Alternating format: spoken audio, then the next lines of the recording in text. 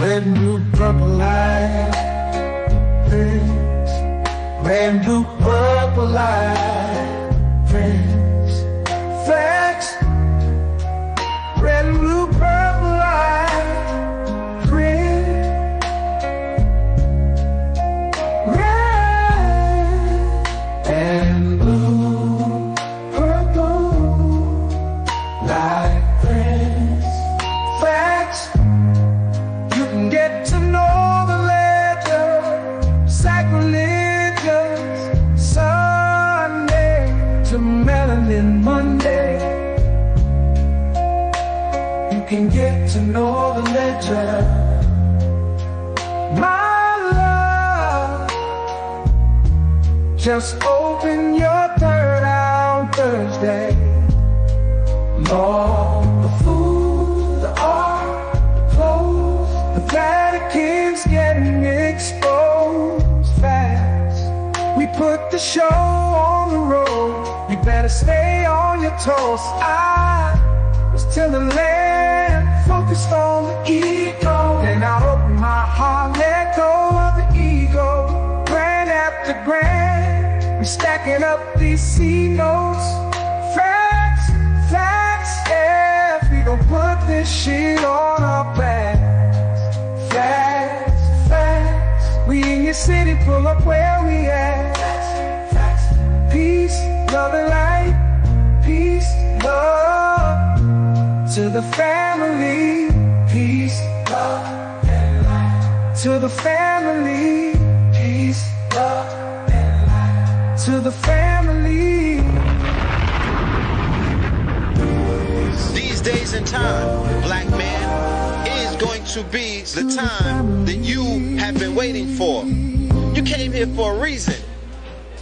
Whatever pressure, whatever adversity, whatever the fuck you feel, I don't know what you feel, but whatever you may be feeling is going to push you, and it's going to provoke you, and it's either going to make you or break you, similar to how pressure busts pipes or the shit makes diamonds.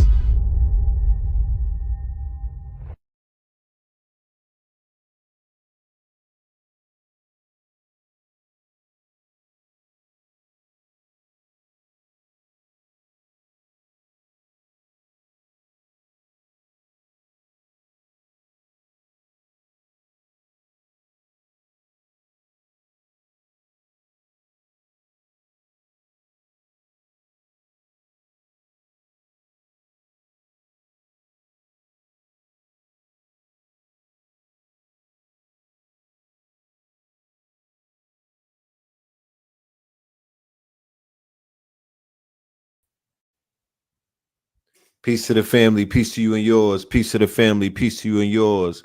Welcome, welcome, welcome, welcome to Melanin Monday. You are now rocking with the best. Yes, this is your host for the evening, Brother Red Pillar. Do you hear me? Am I live? Yes, indeed. Yes, indeed. We are in the building. All right.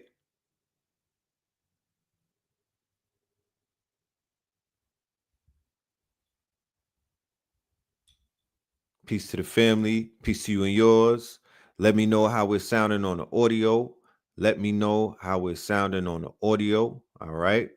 We're going to be doing the audio only tonight. There's something going on with my camera, so we will be doing audio only tonight. This is it's given Joey Crockett. Is that his name? What's my dude name with the deep voice who used to do the late night radio? It's my guy. Tonight is like when we used to have Fridays in public school. Remember Friday when they were wheeling the TV and y'all got to just watch a lot of videos and whatnot and chill and send shorty that you was trying to smack bellies with those little notes that said, "Are you my girlfriend? Check the box." Yeah, tonight is that type of night. We rolling out a whole bunch of videos and it's audio. So we going in. Let's do the roll call and let's get right to it. It's a lot going on. You feel me? It's a lot going on.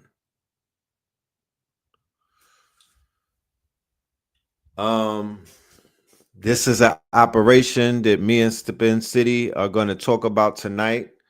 There's an operation that me and Spin City is going to talk about tonight. And this is Operation Invest Fest 2025 for Spin and Red Pill. So we'll talk about that when the room gets filled up. Shout out to the guard in the building. We have Columbus, Ohio in the building. All right. We have Columbus, Ohio in the building. All right. We have Chino Hills in the building. We have Bed-Stuy, Georgia in the building.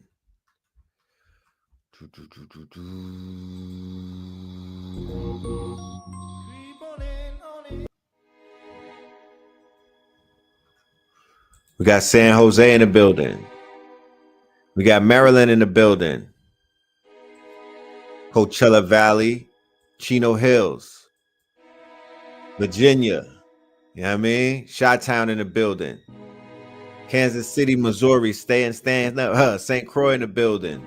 The 323 in the building. We got Kansas City, Missouri. See y'all next week, IRL. Charlotte. We got Decatur in the building. Indianapolis in the building. The 516 in the building. Gibson, Louisiana in the building. Spartanburg in the building. Dallas, Texas in the building. Cali in the building. New Zealand in the building. Yeah, I'm talking about ATL Clayco in the building. Spooky season outside. Hollywood, California in the building. We got Cleveland, the BX. Morocco is in here. We got Texas in here. Big Texas in the building.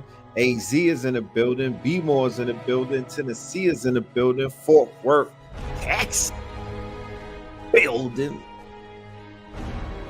Greenville. What up, though? BX. Winston-Salem in the building. Cali in the building. Twin Cities in the building. Chicago in the building. H-Town in the building. Jersey. Lake Charles. Louisiana. Harlem. That sounds like not the Harlem in Manhattan, but the one in the Netherlands. What up, though? Families in the building. Shout out to everybody pulling up. All right. This is Melanin Mondays, and you are now rocking with the best. And this is March Madness, which is the precursor to the lecture that we will be having in Charlotte on the 31st. Shout out to everybody that's been buying the tickets. We have an announcement tonight about that as well. So let's move forward. Lakeland in the building. Lakeland, Florida in the building. North Georgia in the building. We got Harlem in the building. Hawaii in the building. You know what I mean? Hawaii in the building. Big Island in the building. Shout out to the Kingdom of Hawaii. Send us a ticket. It was popping. But yeah, you know, shout out to everybody that was in the building last night. It was a powerful show. Toronto in the building. He said the Bronx, they filmed a black man eating a rat on the street. Shit is Gotham City, fam. You know what I'm talking about? Shit is Gotham City. Prepared to see anything in New York at this point. It's the upside down world.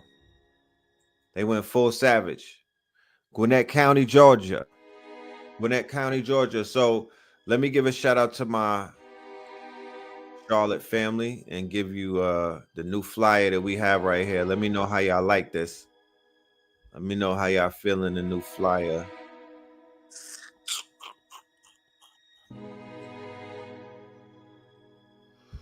Got the new flyer on deck. And there's a new address. There's an address change. There is an address change. 3501 South Tyrone Street. That's going to be a lounge. We started getting a lot of sales and we had to expand our venue. So we got a new venue and we expanded it. So it's Charlotte 3501 South Tyrone Street. Red and the blue. We're pulling up in Charlotte. You know what we do. You know, we coming to work. You know what I'm talking about? We coming to work. And it just so happens that the name of the spot is called a Voltage Lounge.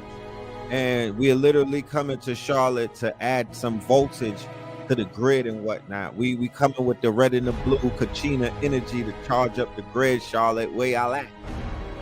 Huh? Make them eat cake, Charlotte. What we doing? Charlotte. Yeah, so we finna turn up next Monday. The name of the lecture that we're gonna be doing is called March Madness. Henceforth, the name tonight, March Madness. And like I said, this is the lecture of the year. I'm gonna play some clips tonight, you know what I mean? Because it's not about, I want the people I want everybody to be able to see this. But this is the lecture of the year. Fear of a Black and More Messiah, the 4 horsemen, but not the horsemen that the 4 horsemen to bring the death blow to the Goliath. Red pill, blue pill, Al Kibalon, B-Del. We went in, y'all. I promise you. We went in. Y'all gonna be proud of us. Like, we really did our mother effing thing. So the replay is available. The replay is available. All right. We were having a little bit of issues with YouTube at first. Let me show you what YouTube sent me. That's how you know that your lecture is fire when they take your video down. So I had to upload it to another server that's not YouTube. I believe that's Vimeo. And it's safe now, you know what I mean? But as you can see, the algorithm be snitching on us, you know what I'm saying? The algorithm is on our tail. You know what I mean? Here's what they sent us. Let me show you. Here's what they sent us.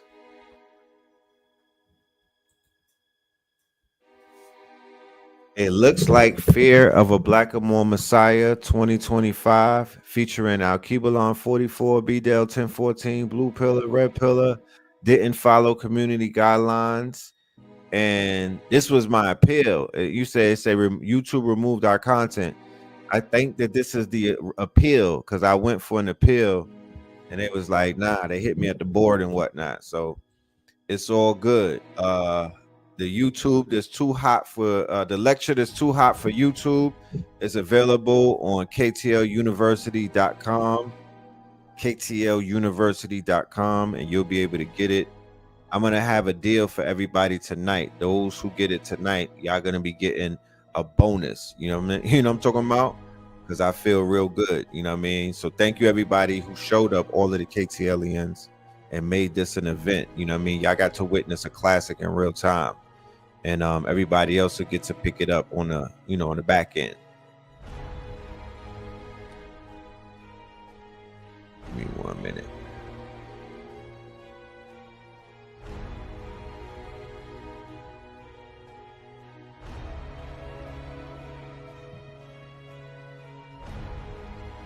Yeah, the AI damn sure be hating. The AI damn sure be hating. Brother Rich and Ra who mentioned you during their astrocartography bill. Yeah, shout out to both of them. Shout out to both of them. Elevation versus de-evolution. It's a war out here. Heavens and earth versus pits of hell. Light versus darkness. It's worldwide de-evolution. Hell is about to get kicked off of the planet. Goodbye, chessboard. All right. See what I see. Yeah, I'm doing a special for it tonight. I'm gonna do it tonight. I'm going to be showing clips of the special, and then I'm gonna get it. I'm gonna do my thing. Somebody's gonna be able to have access to this. I'm gonna pick like 3 people to have access to it, and I'm also gonna give everybody access to something free when they get the replay.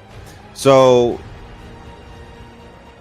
this is the epilogue tonight of Fear of a Black and More Messiah. We did the recap on Sacrilegious Sundays. So tonight is going to be the epilogue, right? Which is basically, the update to it. Next Monday will be March Madness, and that will be me and Blue Pill in Charlotte, North Carolina. That's our presentation called March Madness, and it will encompass all of the madness of March and the things that have been taking place in this month, especially as we roll into the Aries and we see war and rumors of war and conflicts begin to take off, right? Um, Case in point, there's a story that's gaining legs right now about a memo that was sent from the War Department, right? And they sent out a mass email, and they just so happened to have a publication CC'd in the email, and they saw their plans for war. And these are the provocations that took place, I believe, on March 15, when they began a bombing campaign all across the Middle East, right? So war is being enacted by the imperialists, and they are actually joining forces, and their fangs are definitely out. And this is going to be an administration of a lot of things in the realms of combat, conflict, war, imperialism, colonizer, genocide, Holocaust. I mean, you name it. I could just see the writing on the wall. But the story that's gaining legs has a lot to do with the sign of Aries, war, right? How these people are plotting, how these war hawks that have basically taken over this government, right? It's a strong arm takeover, and it's a quote unquote finesse taking place. But make no mistakes about it, you know, you are witnessing the beginning of something that you haven't seen before, you know. And I'm not one of those people who be preaching doom and gloom and whatnot, because that's definitely not what this is. This is just being able to observe and being able to highlight what it is that we see that has already been prophesied, that has already been spoken of. This already been basically, the people have already been prepped for this. So there's nothing to fear. Only thing to fear is fear itself, right? So let's go into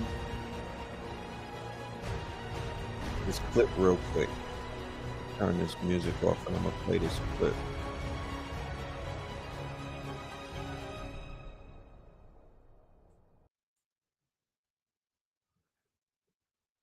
Check this out, y'all.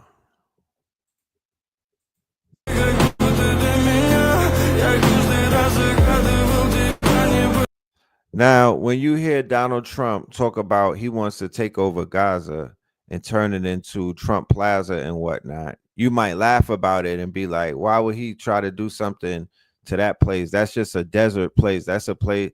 There's no real estate value over there. That place is just, you know, people don't see what it's worth. They don't understand the land grab that's taking place, right? They don't understand what he's talking about. So just envision Ocean Drive. Just envision Miami South Beach, right? It's spring break and run. Just envision Ocean Drive and South Beach, Collins and whatnot. And look at this, the before and after. That's Gaza before October 7th, right? And there goes the beachfront property, right? There goes the beach right there, similar to South Beach. So, you know, imagine what it is that you can do to beachfront property, right? Because that looks just like Miami. If somebody wouldn't have told me that that was Gaza, you couldn't pay me no money to be like, that's what that was. Now this is what it is. Now I'm not trying to trauma bond with anybody. I'm not trying to create any type of negative energy in the universe, and especially across the networks and things of that nature. But what I need to do in the month of Aries is be very transparent and truthful about the what they call war, right? That people like to play around with, and they like to fantasize about things of that nature, not realizing that war is something that you do not want. You don't want to see it. You want to avoid it at all costs. However, when it is taking place, it's good to observe. It is good to observe those who are committing these, you know, those who are at war, and to study the ways of those who are at war. And by studying the ways of those who are at war, you could surmise what kind of people these are, and by their ways at war, because man is able to hide and shield and hide behind the facade and the veneers and whatnot of his private life. Okay, when he wears the mask outside and whatnot, but you see the fangs of man when he's at war. right? That's when he cannot hide anymore. You begin to see the barbaric. You begin to see the devil in a person. You begin to see how far these people will take it in the quote unquote theater of war. And that is what we're getting to see over here in Is It Real, where these people who, historically, they've been saying something about, they've been saying a lot of things. There's been a lot of text written about this group of people. There's been a lot of warnings. There's been a lot of prophecies of the destruction and the mayhem that they are capable of doing, right? So when you see things like this take, and keep in mind,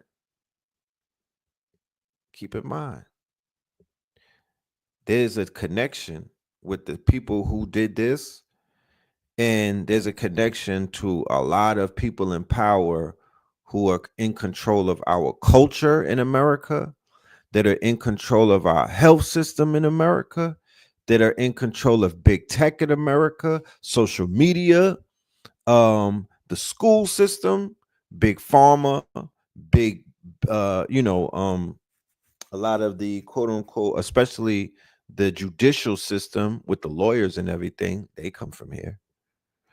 So when we look at a lot of things that are taking place, there's always there's as far as I'm doing my research, as far back as I'm going, these people tend to have their hands in a lot of things that you can't find one thing immoral and they don't have a part to play in it. And you know who they is.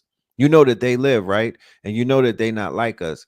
And you know that, it would be almost real goofy to get on their platforms and whatnot and talk about them.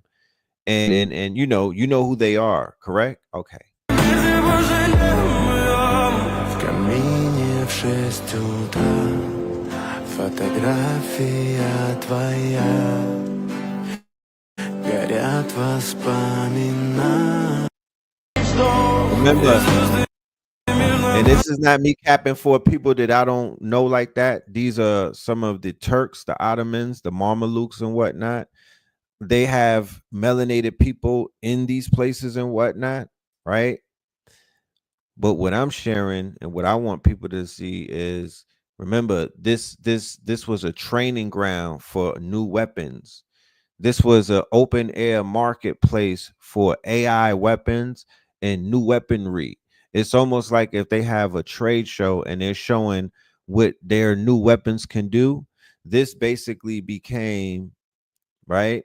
This basically became the training ground of these weapons.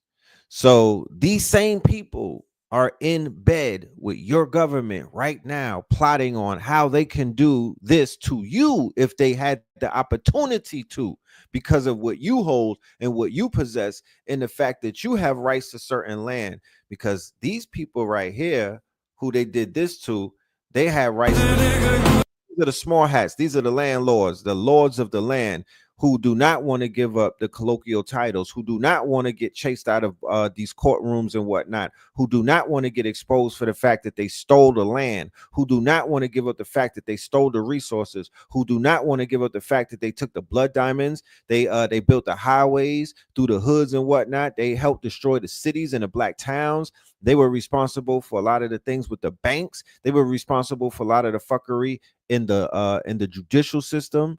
Come on, fam. The hand is there. It's a hidden hand, but we're here to pull back the covers to show you who this synagogue of Satan is.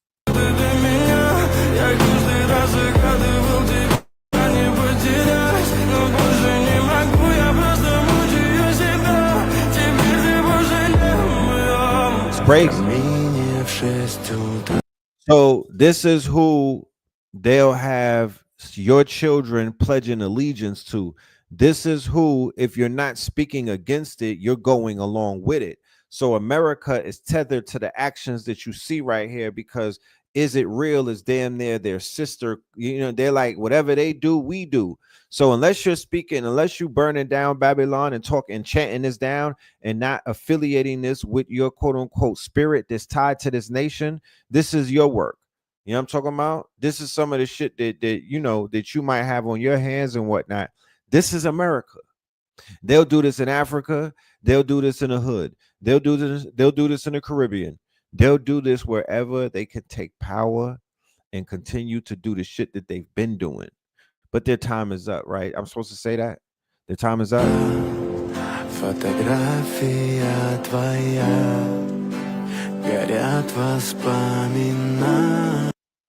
So secret rap. There is a strange and weird camaraderie that the people over here who call themselves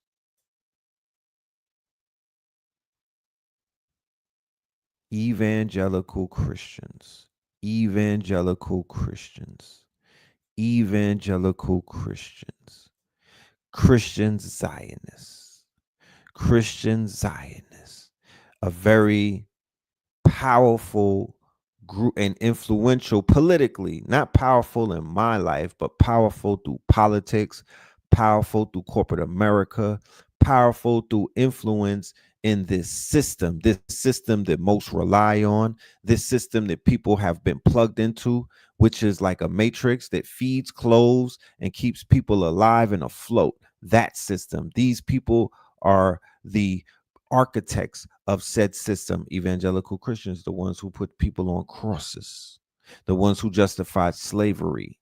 They are tied in to is it real through propagandized quote unquote literature and things of that nature. But check this out. Let's talk about the Scofield Bible, right? This is the throughway.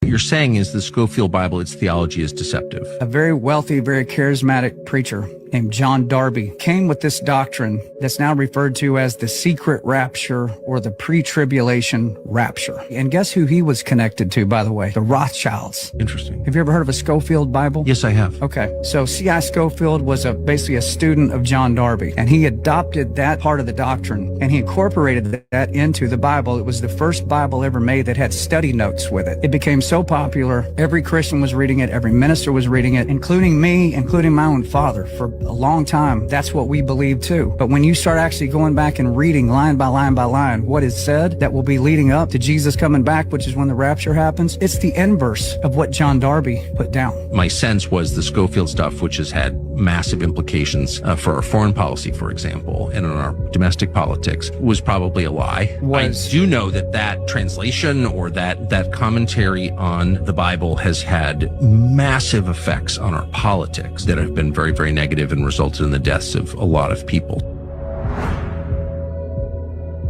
Please do the research on this. Go to ChatGPT, go to whatever search tool that you have, and do the deep dive on the Scofield Bible and how it has manipulated the Christian Zionists in the churches in America. This is the Bible that they use when they justified the slavery and the lynchings and all of the other things to the people and whatnot. And this is one of the ties that they have to those people. But let's continue because we got more. The story, this is like a big red pill about the early Zionist movement and how they've been influencing the American government from the beginning. And the story goes something like this. Back during World War I, Great Britain is at war with Germany.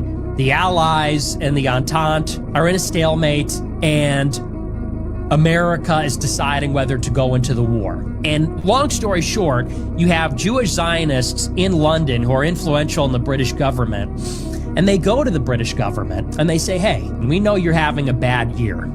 You're losing the war badly.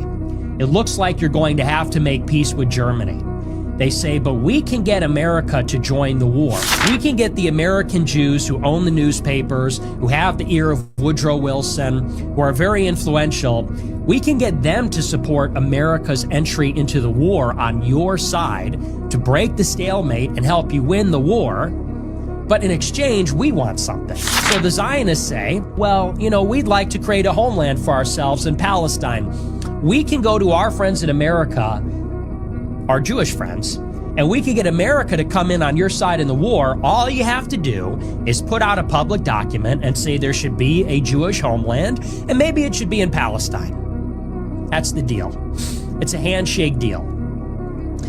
And then, after this meeting, after this negotiation, America enters the war in April 1917. A few months later, in I think November 1917, Great Britain issues the Balfour Declaration. Lord Balfour, the foreign minister, sends a letter to Lord Rothschild and says, "We believe there should be a Jewish homeland in Palestine."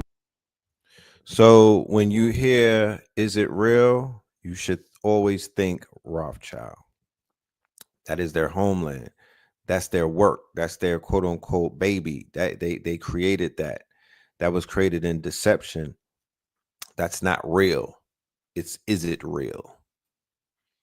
Is being purely fictitious, or is there some truth in it? Some truth. 100%. Let me cue this up and let me add context to this.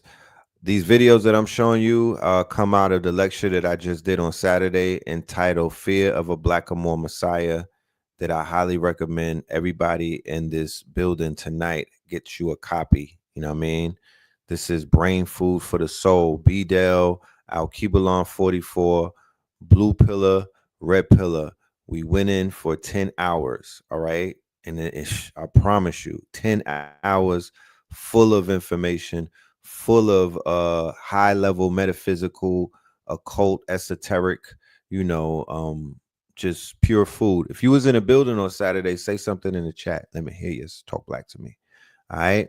Let me cue this up. So the people that I'm exposing and I'm speaking of, and I'm tippy-toeing around, just outright calling them out of their names and going, and doing what it does, because we are in a public space. Imagine being on a train, right? Imagine being on an IRT. Imagine being in the airport. Imagine being outside in Piedmont Park or whatever on 125th Street, and you have a bullhorn. That's what YouTube is. YouTube is a public space, is a public square and whatnot, but you're in the public.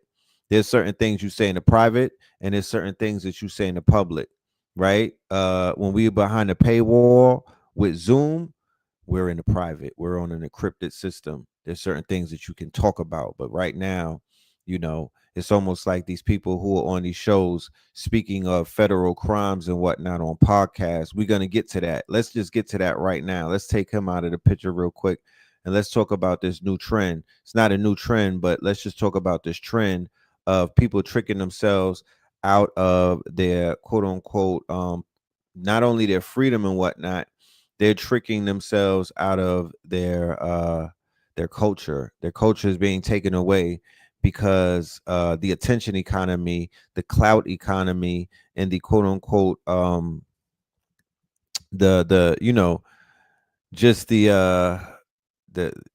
would say the clown economy, because that's what we're seeing on the internet these days, is the circus economy. The circus is in town. There are new clowns and whatnot, and these are like the clowns, Pennywise and whatnot. These are killer clowns. You feel me? So these are killer clowns, and the new face paint is a face tat. But these are killer clowns from the likes of It, right? And they are on these podcasts like Adam 22, who is like Adam 12, which was a TV show about police, right? The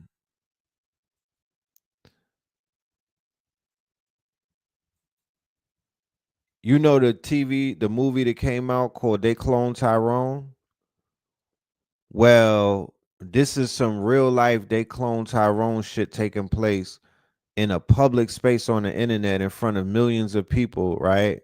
People are having private conversations. Now, I am not an advocate for any type of criminology. I'm not an advocate for any type of gang culture. I am not an advocate for any type of, wayward lifestyles and people committing any type of crimes, right? That is not what I rally behind. I don't co-sign it. But I'm aware that the underworld exists, right? And I'm aware that the underworld is akin to the mycelium network in certain communities and whatnot, because it's almost inseparable, right? So what I know is in those communities, they are all private, and they cannot be private and public at the same time. Okay.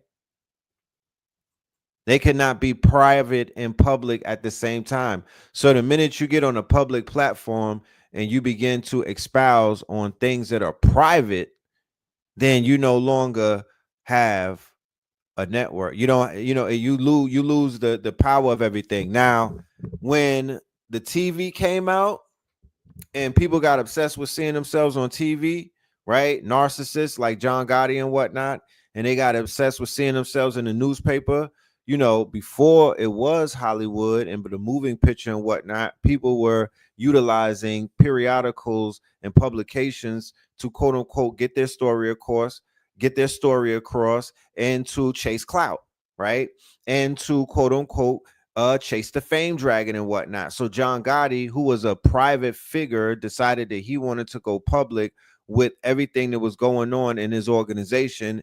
When Nicky Barnes, who was an underworld figure who was supposed to be in the shadows and whatnot, decided that he wanted to get out there and be public and whatnot and do interviews and things of that nature, that's when that whole thing collapsed and whatnot. And then he turned into informant. When Frank Lucas did the same, you get the drift, right? You get the drift, right? So now fast forward, when these people who belong to street organizations have made it a cottage industry to get on the internet and speak about open crimes because they have a cover from the federal government that's somewhat like a get out of jail free card, and they're convincing a lot of other people to be a conspiracy, to be what do they call that? They are tricking people to being co-defendants in a conspiracy. Because if you sat there and watched a video and YouTube has your watch history and they were talking about committing a crime, both state and federal and whatnot, and you stayed, they could tell by how long you watched the video. If you got out of there when he said what he said, or if you stayed, there's literally metadata and analytics that can tell if you stayed. So you're part of the conspiracy, right? But who else should be a part of the conspiracy should be the record label. It should be Adam 22. It should be academics. It should be all of these platforms that are platforming all of these quote unquote federal agents, federal not just agents. These are like triple agents. Okay. These are triple agents. So check out the Federal Five, right? Who are now calling themselves the heads of hip hop media. That's scary. The Federal Avengers, they are now saying that they are the pinnacle of hip hop media in 2025. So that's why platforms like this, well, channels like this is a channel called Know the Ledger 444 that needs to become a platform. I'm part of the Preem team. Platforms rule everything around me. I'm Platform Max. Don't do me like that. That's crazy. I was rapping a rap on it.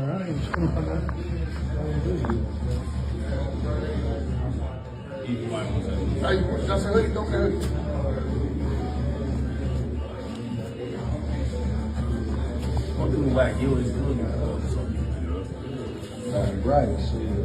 That's fine. You may not be familiar with these people, ladies and gentlemen, based on your algorithm and how you consume media, right? And your interest and whatnot. However, I am here to report on the state of media to a once beloved art form in a quote unquote culture called hip hop. It has been hijacked. It has been taken over. It has been infiltrated and whatnot. It has been Donnie Brasco'd.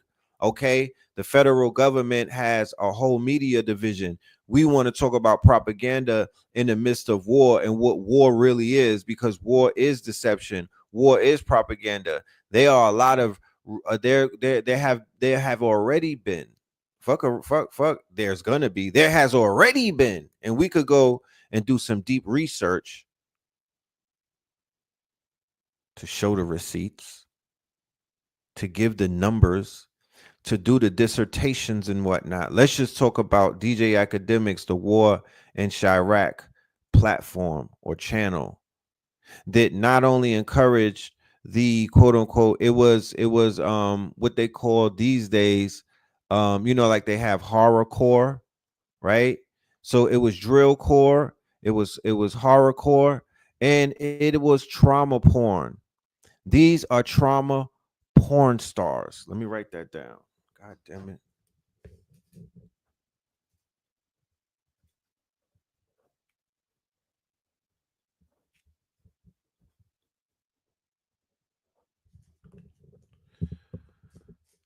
And these trauma porn stars have spawned a cottage industry of super gremlins, right? Who expound trauma by way of death, destruction, downfalls, rumors, gossips, beefs, robberies, sicknesses, snitching allegations, fall offs, all things lower frequency, all things negative, all things quote unquote, dysfunctional. This is their quote unquote battery. This is what they draw from. This is what they create content from. And this is what YouTube handsomely rewards groups of people millions upon millions of dollars in YouTube checks, bi-monthly, some bi-weekly. So these federal agents, right, have mastered the art of interrogation disguised as journalism to the T, to a degree to whereas they can guarantee an indictment on damn near anybody that they sit down in a chair with based on the questions that they ask from the angle of a quote unquote fan or a stan, whereas it's really an angle of an investigator and somebody who wants to utilize the veneer of being someone's fan to have them to admit to certain types of ways of life or certain types of just egregious acts in life. And mind you, these are also some of the same individuals who took it. They had a public smear campaign against the likes of a Dr. Sabi and many other quote unquote master teachers who they can't believe, who they can't fathom could be this great, could have anything great attached to their names and whatnot. So they went outside of the realm of hip hop media and decided that they wanted to start smear campaigns against, people who have helped save lives in this community. But a lot of them make their coins off of broadcasting and platforming and celebrating to a degree and lionizing killers, robbers, gangbangers, degenerates, fools, buffoons, people who like to make fun of themselves, gestures, shit like that. You know what I'm talking about? Trauma porn stars. No, Vlad is in there. Oh, Vlad is missing. But he's in the video, though. He's in the video with all of them. He's there. Believe you me, I seen the clip on the internet. There needs to be a resurrection of hip hop media because I can't even blame the likes of some of these quote unquote personalities. These are all personalities. Adam 22. His real name is Adam Mason, something Mason, right? A literal porn star who is on Pornhub. Him and his wife have a channel and whatnot, right? From Boston, a BMX nigga who now has a platform in LA that is the quote unquote Jennifer Hudson show, the Ellen DeGeneres show for gangbangers, gang members, and anybody who kills a rapper. DJ Vlad, right? a Russian Jew who is a super culture vulture, right? Has basically, he's the godfather. He might be the sugar, he's the he kind of wrote the blueprint for this shit. You know, he got a Baphomet on his hand. I believe he's a Satanist. You know what I mean? I could definitely see him being one of those Satanists. He has all of the quote unquote he checks every box. Trap Law Ross, a overseas culture vulture. Vlad, a Russian culture vulture. DJ Academics, Livingston, a Jamaican culture vulture. Right? We already know what his energy is about. He is he's one of those, and I don't like to use the word beta, and things of that nature, because the jury is still out as to if that's even scientifically a correct term.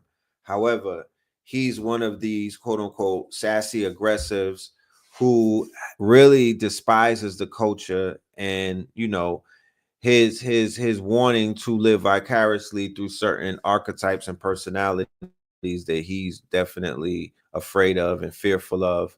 He has like this sick obsession. He fits all of the makings of a Stan. He's the nigga that Eminem rapped about, right? He's the one that Eminem rapped about. Adam 22's last name is Grand Mason. His father is buddies with Bill Clinton, right? These are plants. These are plants. Their videos are being played at the CIA. Shame on people that still sit down with the likes of what's his name, of Vlad TV, just to go viral and whatnot. In my book, where I'm from, the dictionary, whether it's Urban or Webster's, that's still clout chasing. You know what I mean? You could put lipstick on a motherfucking hyena, my nigga, but it's still clout chasing. So these places supposed to be off limits. I be emailing Boozy every other day. That's my birthday twin. We born on the same day. I'm like, fam, you don't need that. You don't need that motherfucking Vlad TV, man. You know what I mean? You said you never watched it. Yeah, a lot of a lot of the youth watch it, and a lot of people who are getting tricked. But as much people that are getting tricked, there's as many more people who are definitely speaking against street culture, telling these children this ain't the way, giving them warnings and whatnot, helping to try to bring a little bit of balance. So when I say that these people are suspect, right? Because Trap Law Ross, Adam 22, Vlad, all of them are small hats, right? The brothers, Whack, I didn't even mention Whack 100, right? A gang member who was on video recently committing a A1 felony, a felony that probably the feds could have stepped in on. This was on film. Outside of just that, his hands is in all kind of dirt. And they'll get on the radio and speak about everything that's going on to a T. So whoever is out there, because it's called the Federal Bureau of Investigation, right? They don't even have to go, these niggas go to work for them, right? They go to work for them. It would be cool if they just stayed to hip hop, but they also step out of bounds and whatnot and put, and stick their noses in all type of places. These groups are paid. This is Donnie Brasco in hip hop in real life, right? In real life. And they still perpetuate gang culture. It's not like they speak down to it by them platforming these members, by them putting these people out here as if there's some type of celebrities, low key. They're telling these children once again, there can't be, this is a fraternity, like Jim Jones tried to say. You know what I mean? They paint the shit like it's a fraternity, like it's not really what it is. Yeah, he's a blood from wherever that is. So yeah, life is about balance. In hip hop, if I'm showing you one side of the coin, because I'm just showing you one side of the coin, I'm about balance. I'm about creating some type of balance. So if I could show you one spectrum, then I should also be able to show you another spectrum of 6 people who are telling the news and have integrity and have character and are feeding the people. I will put me and my brother in that category. I will put Brother Rich, aka Radiohead, Rich in that category, right? As media, as hip hop media, melanated media, right? New media. But there needs to be 10 more people that are doing the opposite of what these guys are doing. That would be the only way I feel that they could get neutralized, because, you know, it's you know, these clowns ain't going nowhere until they get challenged. They got to get, dirty glass, clean glass type of analogies.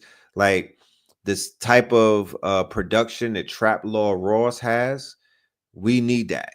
We need that type of production, and we need to be telling stories about not drug dealers, not serial killers, you feel me, not gangbangers, but master teachers, inventors, people who actually turned their life around, their life around.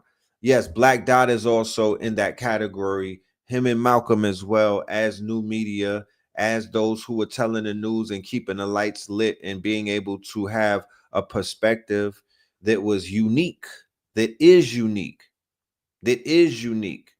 right? He's the Fed's 100%. Whack 100% federally. There's no doubt about it. There's nothing. He might be working for more than one alphabet agency. That's the only thing that would be different if he was working for more than one, you know. Yeah, that's the spirit. And once again, you could tell that the whole shit turned into a circus when certain energy got removed. When Nipsey's energy got removed, the West turned into a fucking circus. When they removed Ermias's energy when he was standing on business, and he had a lot of the people and the members and also the non-affiliates and whatnot standing on business, running their marathon and whatnot. People were not trying to trick you into jail like that. Now the shit going on out, I mean, it's going on out there, but it's being broadcasted all around the world. They brought Takashi in that shit, bro. Remember, they brought Takashi on the couch with them. Like Whack 100 was Takashi's manager after he got out of jail. Then he got Blueface, the nigga that be beating up his mama, his baby mama, and all kind of shit. Like, these are some real dangerous goofies. And yeah, the spirit of Nip is very prevalent, and he's gonna clean up a lot of that dirt that's out there and whatnot. And I'm calling on the melanated new media channels to get together and to form platforms while you still can. We do have a platform called KTL Plus. And as this year, we're in the New Year's right now. Happy New Year's to everybody in the building. This is the New Year's. The beginning of the New Year's is here. We ain't even 3 days into this thing. So happy New Year's to everybody. And spring is about springing forward. Spring is about springing forward. Yeah, Blueface is in jail. I just saw an interview with Blueface on the yard and whatnot. He was in jail surrounded by a whole bunch of lifers and shit like that, telling children, don't come here. Right? The last thing they asked him to say when he was in an interview, and he's standing in a C, a max C and whatnot, or it might have been a medium, right? And he's like, yo, don't come up in this bitch. This shit is boring, it's dangerous, and you wasting your life trying to chase, this gang shit. But he's gonna come out and he's gonna get right in the booth to talk about the gang shit and to speak about it in a way where he's trying to entice young whippersnappers and YNs to crash out, because they are inseparable. They're on leashes and whatnot, and you could walk them niggas off of a cliff and get paid for it. I like what Justin Hunt and the company man and them are doing, the professor, FD Signifier, and the other journalists on that end, but it's given wild bougie on some degree, and it's given very it's a little bit, you know what I'm saying? It's heavy woke. They'll talk about woke, but it's very woke. It's middle ground for me. I'm talking about further down the spectrum where you're doing the metaphysics on things, where you're doing the quote unquote, you could see through, you could tie the hip hop into the metaphysics and the occult. That's not what they're doing. But they're somewhat in the middle. They're like the new Rolling Stone or the new Spin magazines. You feel me? And the new quote unquote, but the Fontanos, Anthony Fontano, company man, Ill Bill, all of them, that's the table in high school where I wouldn't even say we were the misfits, they would be the nerds, and that's what's up. I saw the Casanova interview. He was in purgatory once again. There's signs, the great divine speaks with signs, and there's signs. And if you really pay attention in the month of March and this airy season and whatnot, and right around the end of winter, which is purgatory, it is the winter, it's the death season, it's the underworld season, it's purgatory. So many videos started popping out from people that were in purgatory, right? Many people who were in purgatory started pulling them out of their shallow graves and letting the homies go, free the guys and whatnot. Right, so they were putting people in purgatory. Big U, what's that boy? Big U, the big mouth one, Brick Baby, and a whole bunch of other people. They're being put into purgatory, and as the winter is ending and whatnot, people are going to spring forward. But like the Casanova interview, when he's in the feds and whatnot, that's him in purgatory. That's him in purgatory. That's him in the underworld. You're seeing somebody buried alive. No, loose cannon is home, I believe. Them niggas they walked in that bitch like a like they did a debriefing and they let them go. This is Donnie Brasco. Some people getting locked up and some people are just getting taken in so they could debrief. It's crazy in these streets with these new agents and whatnot. Literally, Donnie Brasco, right? They not even spending 2 nights in the pokey and whatnot. And the situation with Big U, he's a piece of work, right? And you literally saw a Donnie Brasco takedown of a Suge Knight figure. Low key, Suge Knight got taken down like that. When Suge Knight was getting pulled down, niggas start going federal all around him. Oh, loose cannon's bail was denied, and that nigga still ain't getting off the phone. He's the biggest goofy out of all of them. He's the biggest goofy out of all of them, bro. You feel me? Him personally, out of the whole fucking peanut gallery, Son is the biggest goofy of them all, bro.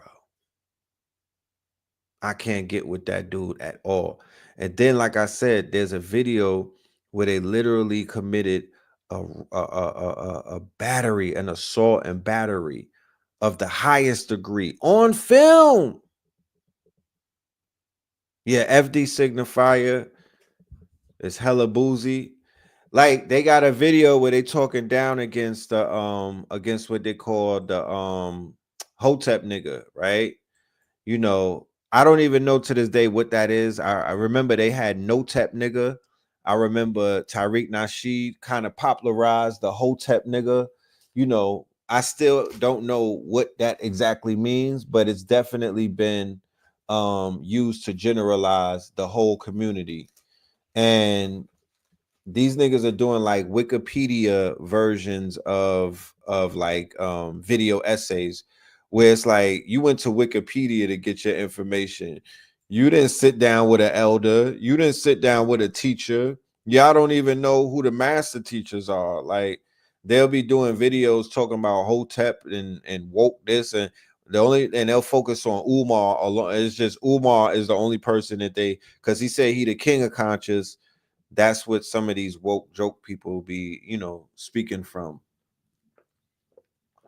But they knocked on the door. They not even the spooks that sat by the door because they didn't even come inside of the building because none of them are speaking from an experience that they even know about this community, or they don't even know what's going on. They're just scraping up deep research. They're just scraping up articles and trying to piece things together and come with their own little diatribe of the shortcomings of people in the community. Yeah, it's giving heavy Nick Cannon.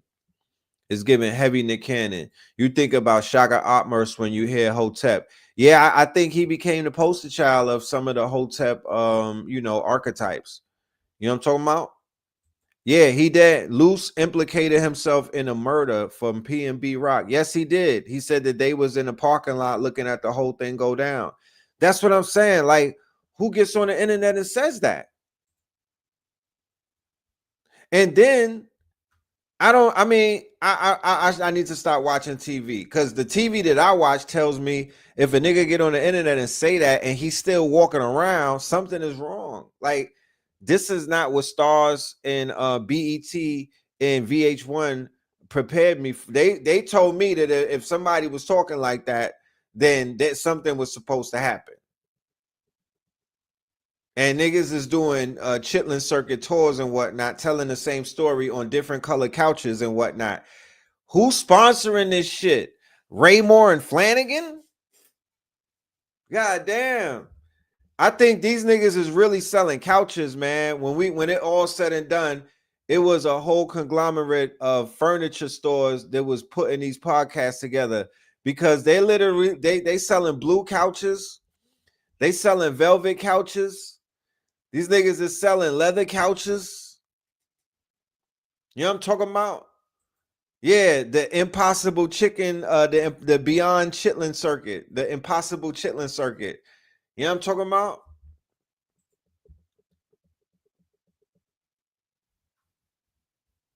This shit is crazy, bro. It's a cottage industry of them now. You could, when anything fucked up comes, these are trauma porn stars. Call it what it is. These are trauma porn stars. These are Dirk Digglers. Remember that from that was one of my favorite movies, Boogie Nights, Dirk Diggler. These niggas is Dirk Diggler and Shorty on the rollerblades, bro. These are some egregious clout chasers. This is a new level. Trauma porn stars, because somebody put Vlad's face on Ron Jeremy's body. Cause somebody put one of these niggas' face on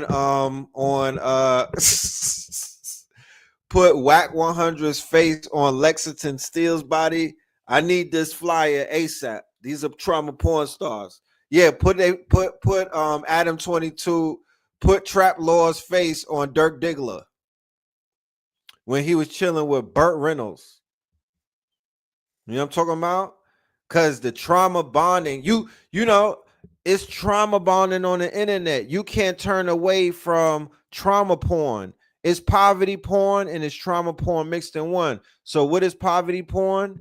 What Brandon Cunningham did when he went to Kensington to chill out with Skrilla Baby and them, or and look at the dope fiends and whatnot, the people that were on elephant tranquilizers. What is poverty porn? Poverty porn is hood to hood USA. What is poverty porn? World star hip hop, right? You watch people who are doing worse than you so you could feel better about yourself, right? You watch people who are quote unquote doing the quote unquote most craziest shit because it's releasing some type of dopamine. Bum fights, right? You literally would want to see a snuff film. I was leaving the gym today and I had a revelation come to me as I was walking in the parking lot. And it said literally that every time a issue Every time we get a challenge, 1 million people get the same challenge. Every time that we get a challenge, every time that we get challenged where a nigga get an obstacle in life, do you know at the same time a lot of people are getting the same obstacles? It's a squid game. You are being tested. It's a squid game. Life is a squid game. And everybody gets the same obstacle at the same time, and not everybody could basically pass those obstacles. Niggas be falling on their sword, right? Motherfuckers be losing in the squid game. You know, in the squid game, when the obstacle or the problem or the game starts and a bunch of people just die right away, that's like people who get obstacles and crash out immediately. Squid games. This is a squid game. The universe is a squid games. Every day, I will call it a pro-quid squid game, right? It's tied in with the 100 monkey theory. That's the same way that when you think of a rhyme, 100 other people think of that rhyme. Who records it first? When you think of that idea for the $1 million app, 1,000 people are thinking that at the same damn time. It's a squid game to see who gets that product to quote unquote Walmart or TikTok shop. Who gets the product to the market? That's what be going on.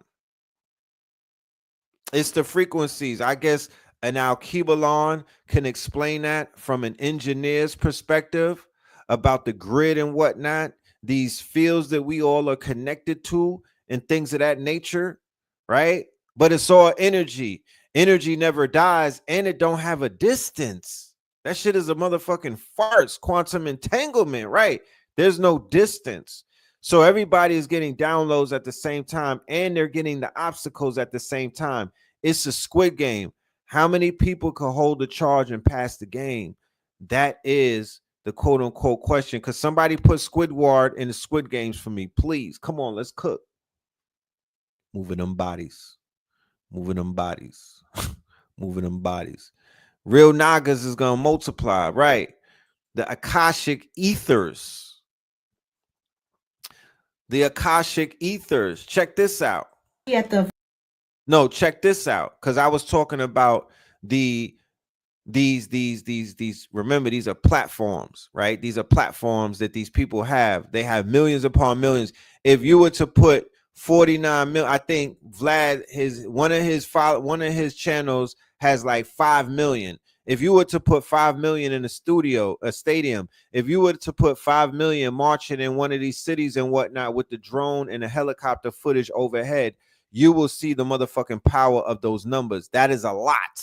So these people are doing these channels are not just regular channels and whatnot.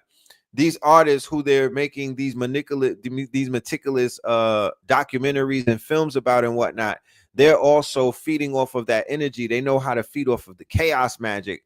You know what I'm talking about? They know how to feed off the chaos magic. You know what I'm talking about? This is the same thing that they did in Hollywood. This is the same thing they did in the music industry. This is the same thing they did in social media. And now this is the same thing that they're doing in the podcast world / new media world for hip hop. That's why this quote unquote spell of death, the faces of death, is spreading so much through the industry and whatnot, because some of these people who are sorcerers and are using a type of immoral magic. We talked about it in a lecture when we talked about Frankenstein, code word, Frankenstein, the Frankus. Do you regard black magic as being purely fictitious, or is there some truth in it? Some truth. 100% truth. There is nothing fictitious about black magic, in any way whatever. It is a fact. It is a fact which has existed for several thousand years.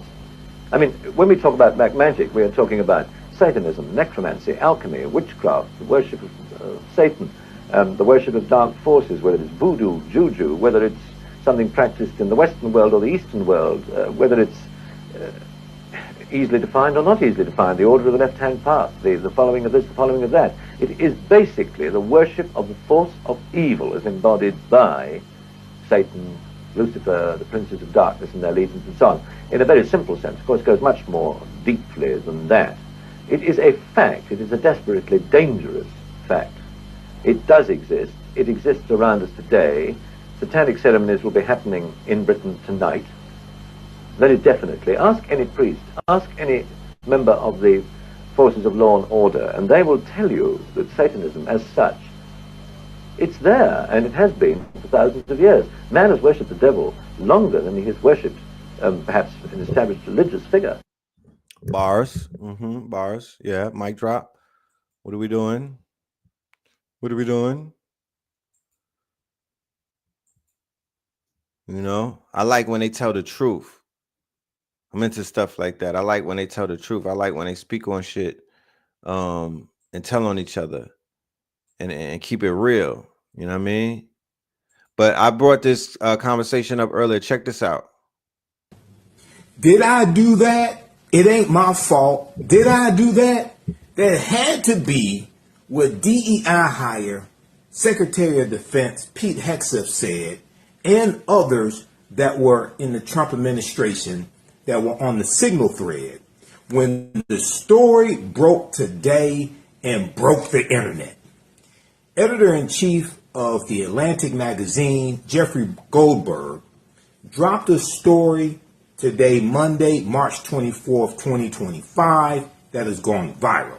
The name of this article from the Atlantic is "The Trump Administration Accidentally Texted Me Its War Plans."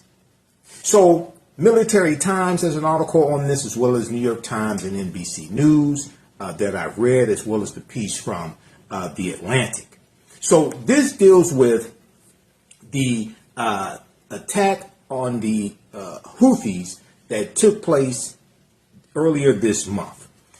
The article from Military Times and Atlantic says senior national security officials coordinated airstrikes against Houthi targets in Yemen earlier this month, March 2025, using an unsecure group chat, which accidentally included the top editor of the Atlantic magazine, a move that appears to have broken a host of federal laws and protocols. Okay, now,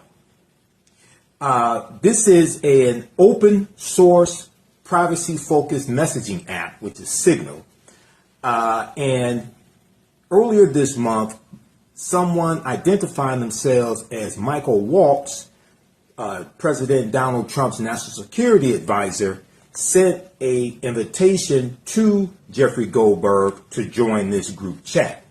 Now, the conversation, which eventually included messages from Defense Secretary Pete Hegseth, former Fox News weekend host, and occasional, allegedly, strip club aficionado, then also Vice President Junior Varsity Vance, J.D. Vance, and Secretary of State Little Marco Rubio, among others, included, quote, operational details of forthcoming strikes on Yemen, including information about targets, weapons the U.S. would be deploying, and attack sequencing, end quote, according to Jeffrey Goldberg's reporting.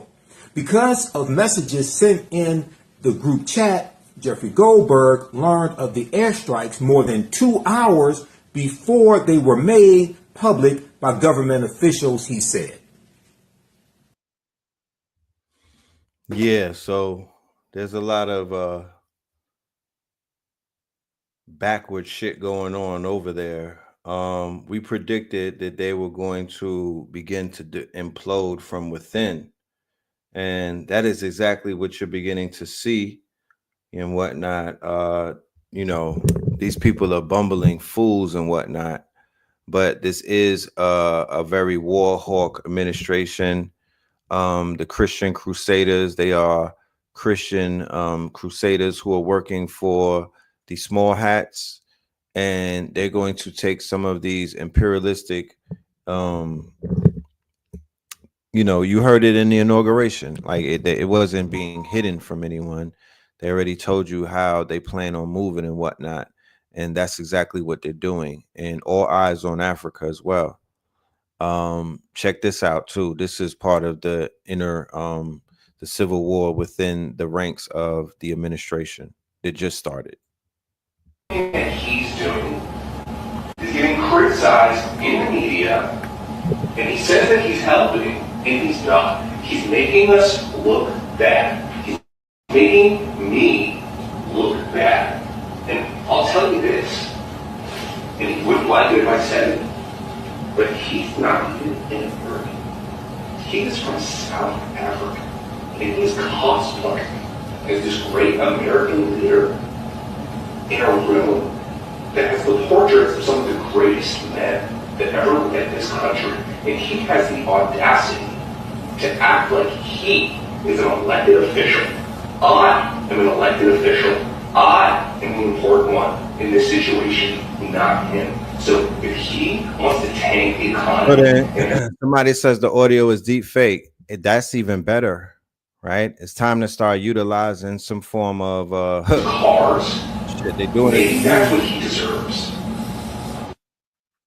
They doing it to you. Shit, they playing all type of games on people. At least try something to shake things up. But that's what's going on within the ranks and whatnot. That's what's going on. This is the golden key. Or what? This is the golden key. Sirius, or some say Star Polaris. This is unlocking. Yeah, pardon me one second. I'm saying, I mean, you know, deep meditation or trance can get too much pushback from the Floridians when it comes to the education, the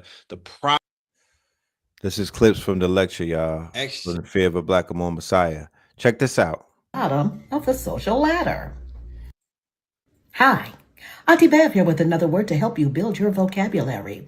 The word is proletariat. It's a noun. A proletariat describes a class of people considered to be at the very bottom of the social ladder. Using it in a sentence, I would say, some people believe migrant farm workers are proletariats. Now, this is how the word proletariat was used in another sentence. Reagan advisor warned free college would create a dangerous, educated proletariat. In essence, the Reagan advisor was saying it's not a good idea to give free education to everyone because you just have a bunch of educated idiots running around thinking they know everything. And they would be called ultra-crepidarians. Proletariat. Add that word to your vocabulary bank and make it your time, your shine. Ultra-crepidarian. Auntie Bev speaks. Ultra-crepidarians. Remember that word. Say it with me. Ultra-crepidarian. Ultra-crepidarian and proletariats. Proletariats. So when they speak in code, when you see articles and you hear these words, when they say this in front of you in speeches and whatnot, when the president says, when he says this, when he is saying something, when other politicians use this in their speeches, you have an understanding now of how they speak right in front of you in plain English, right to your face, about you, playing in your face. Okay, playing in your face. So yeah, that is the new woke.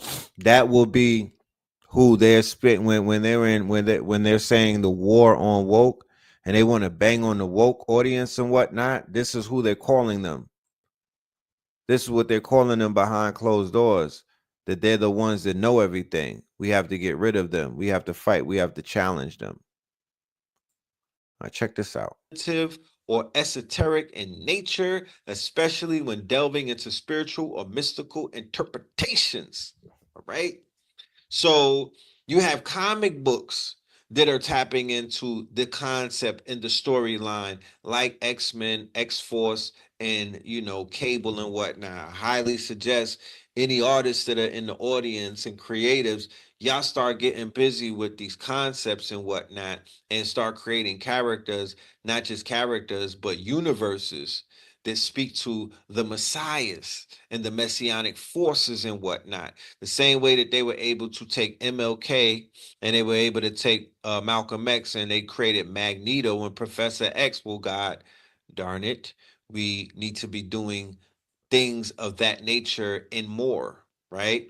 So Israel, right? Messianic label produces Hebrew music by believers in Israel, but they give us, right? These same people from Israel give us Sexy Red,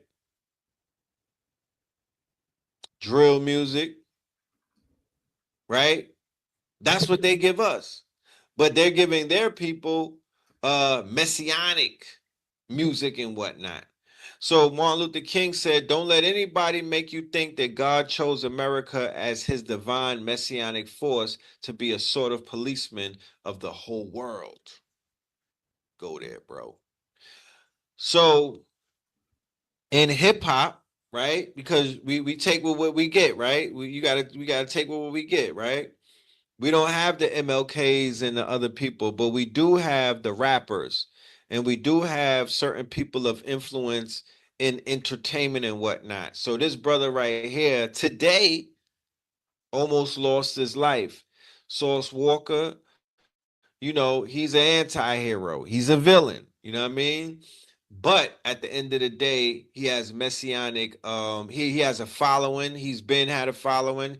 He basically has a very big state, which is Texas, under his wing. You know what I mean? A lot of people are rooting for that man. And he also is a champion of independent music and whatnot, how to not sign to the label. He's on Empire as well. So Empire is a graveyard, a label where a lot of messiahs have died, right? There are many, they're not a lot. There's not, don't get me started. Everybody that's in hip hop that's picking up a mic is not a messiah. Somehow, some way, the messiahs, when they're alive and whatnot, you people don't see the messianic force in them. They're not considered that messianic. Is usually when they're taken from us prematurely, most of them and whatnot.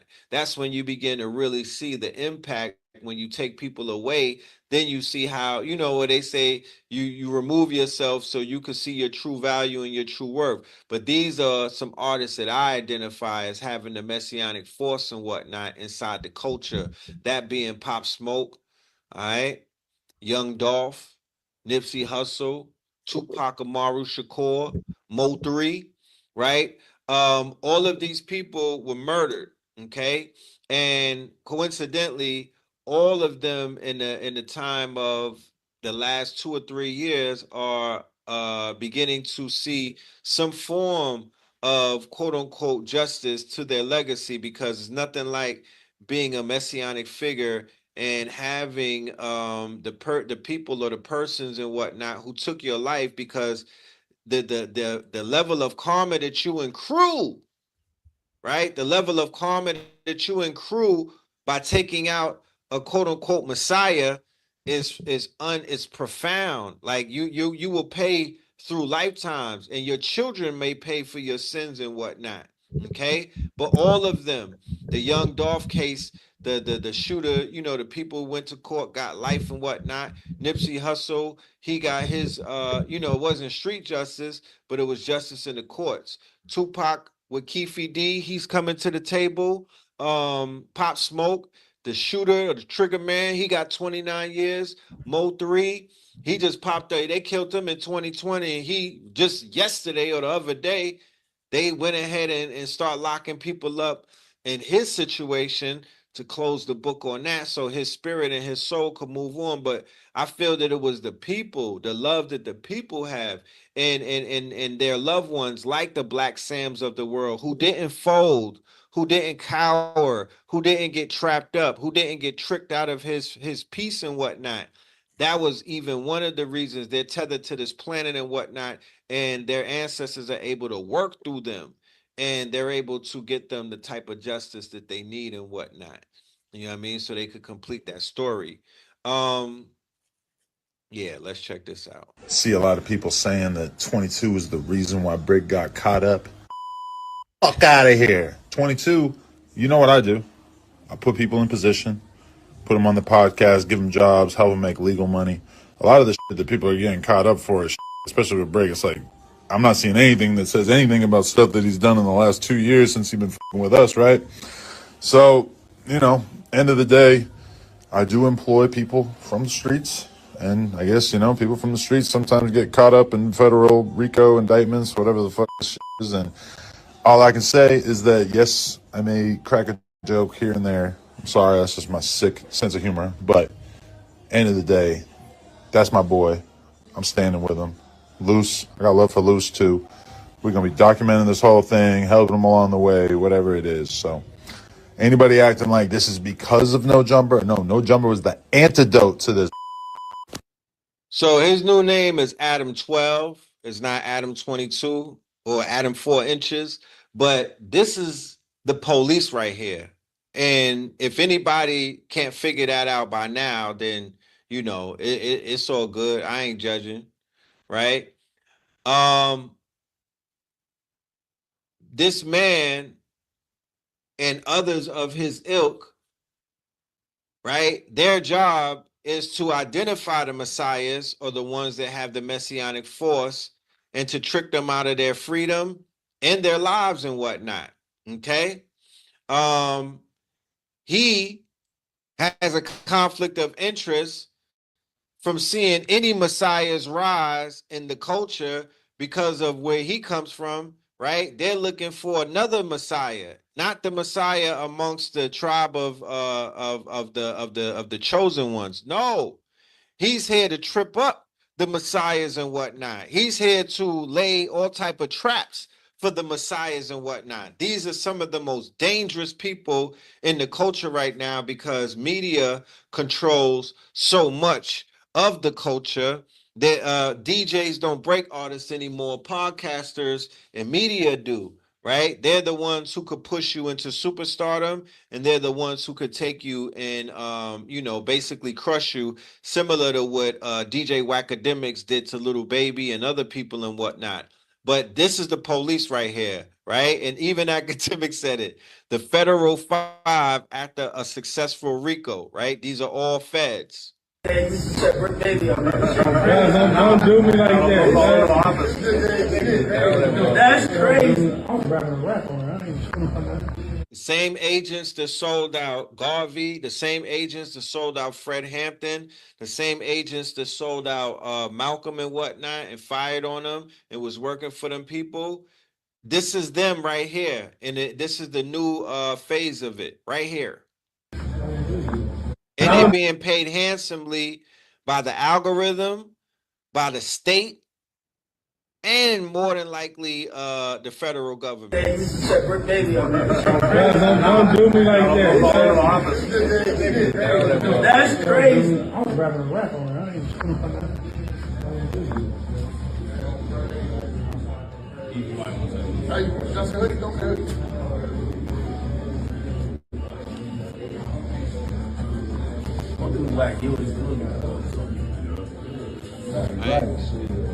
That's fine.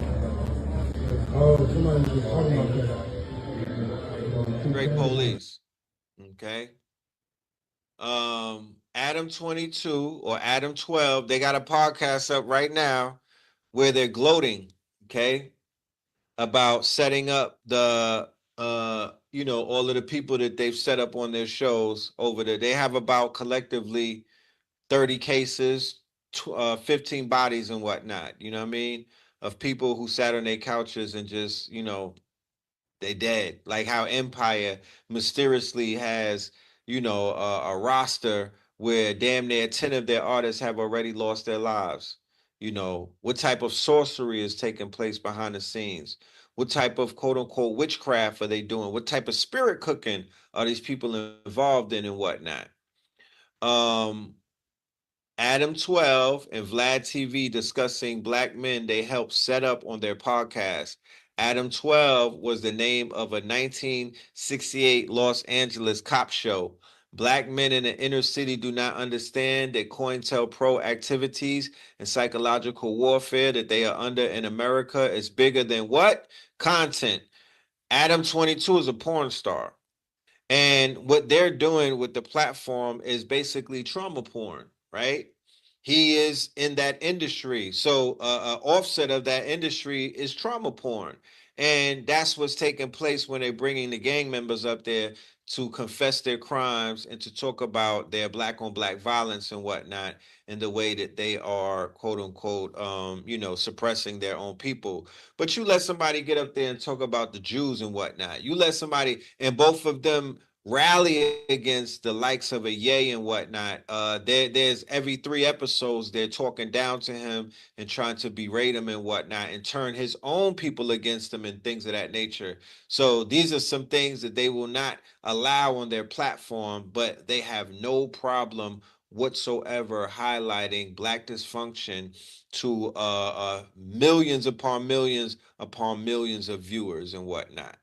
So it is now being used in. I have reported on tech that police currently use that has AI to scrape social media, create target cards on suspects, and use cell phone and ID it buys from data brokers to geolocate and build profiles on people.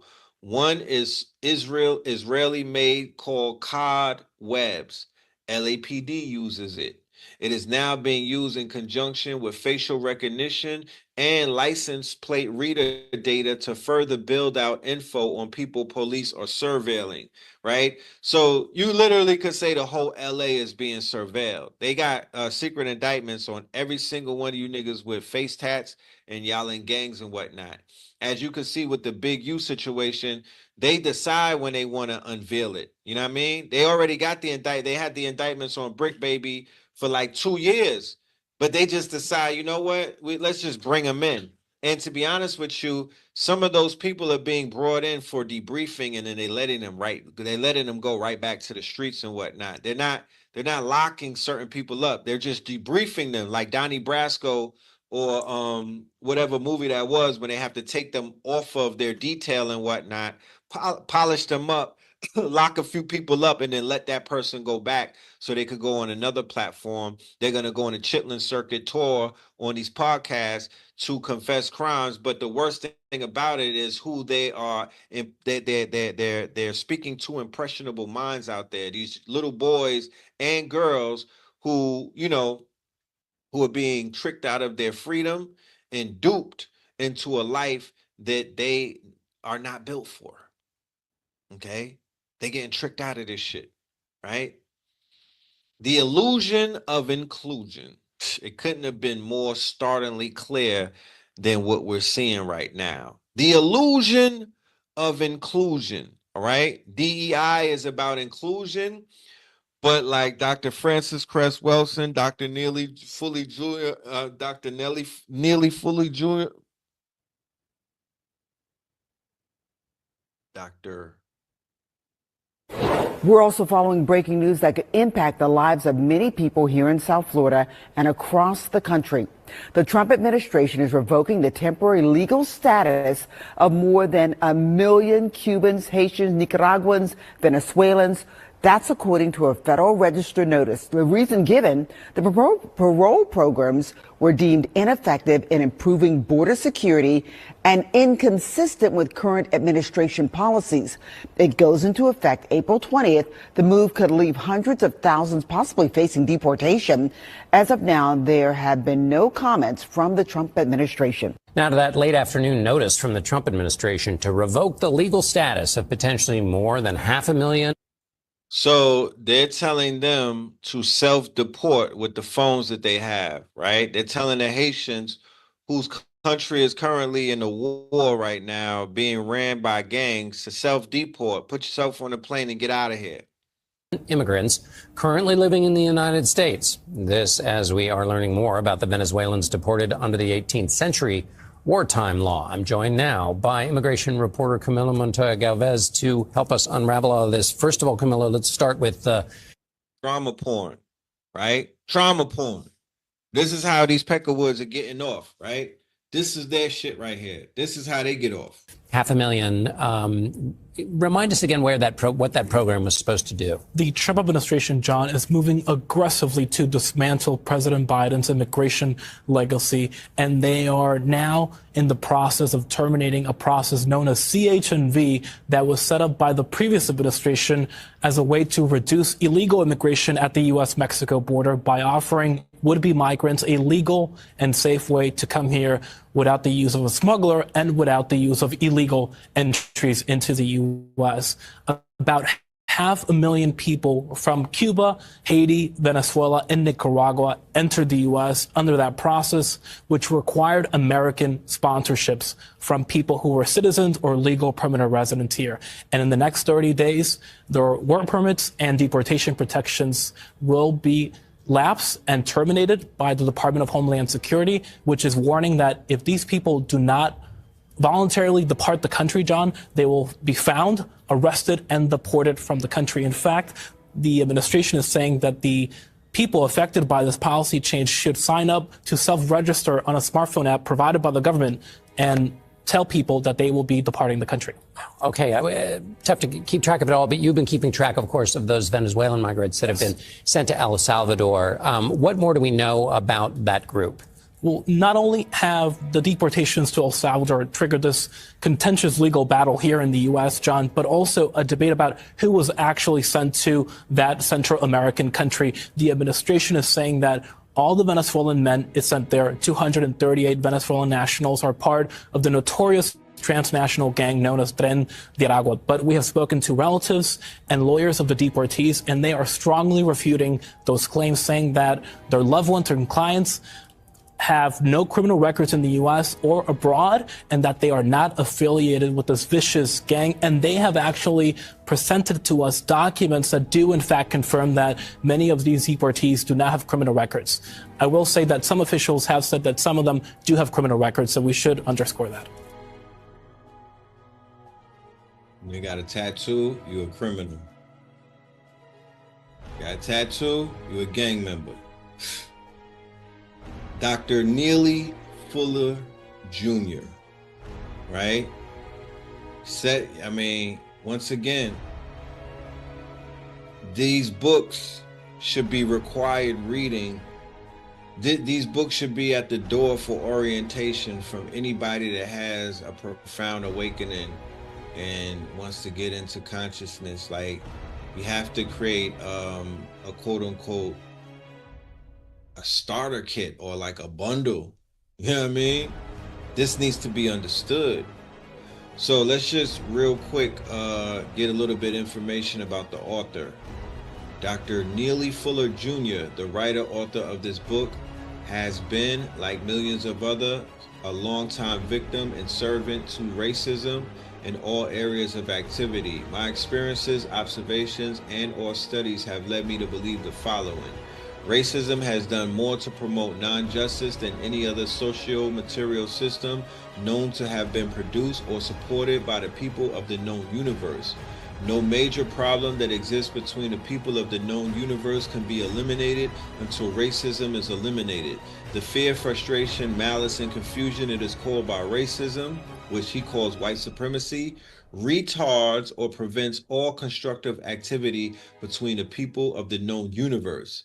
The only form of functional racism that exists amongst the people of the known universe is white supremacy. The people who have the ability to eliminate racism do not have the will to do so, and the people who have the will to do so do not have the ability. Regardless of all that has been said or done, the quality of the relationship between white people and the non-white people is and has been a total disaster. Justice is better than racism as long as racism exists. Anything said or done by people that are not intended to help eliminate racism and to help produce justice is a waste of time and energy. Each and every victim of racism should minimize the time and effort spent doing anything other than thinking, speaking, and acting in a manner that helps to eliminate racism, white supremacy, and helps to establish justice, balance between people. Each and every person should seek to do this every day in every area of activity, including, but not limited to, economics, education, entertainment, labor, law, politics, religion, sex, and war and counter war. Now, this should be our Pledge of Allegiance. Okay? Let's hear what Dr. James Smalls, Professor James Smalls, has to say about DEI. What about it poses a threat to him and his base? The base of the present government led by Mr. Trump is the working class, the unemployed, and the unemployable white class, as well as the lower middle class, probably even the middle class whites, who feel threatened by any real.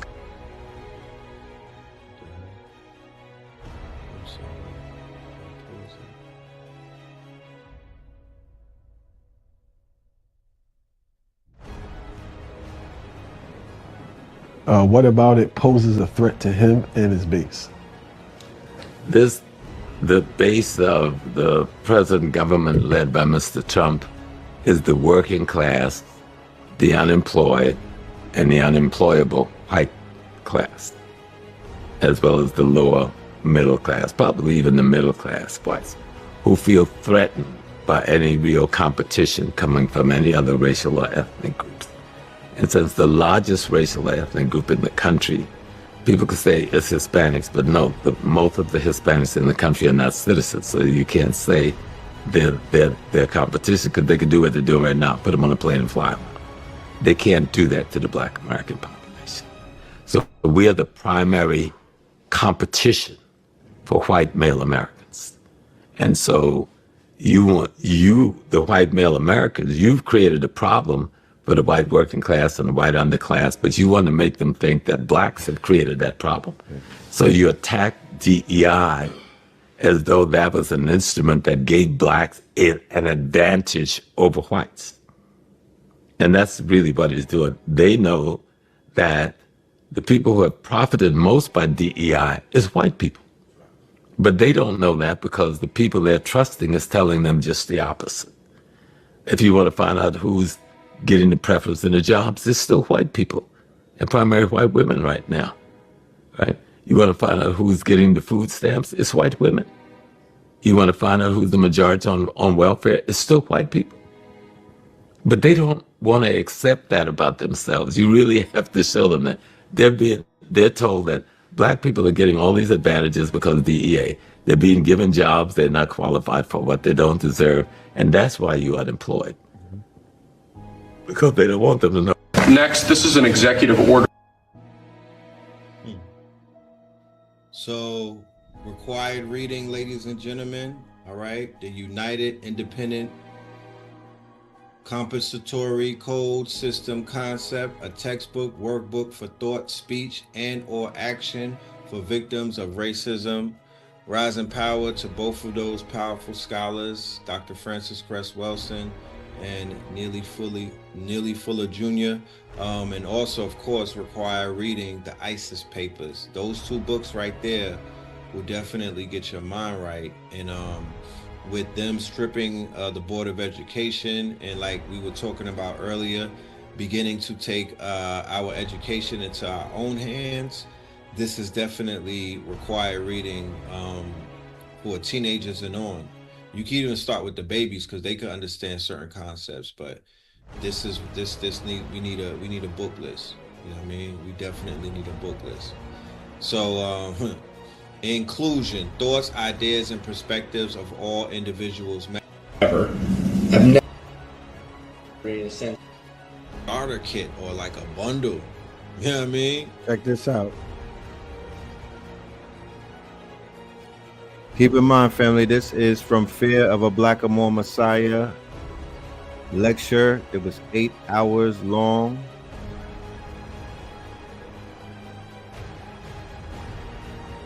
Okay, they're whacking out murals, they're erasing.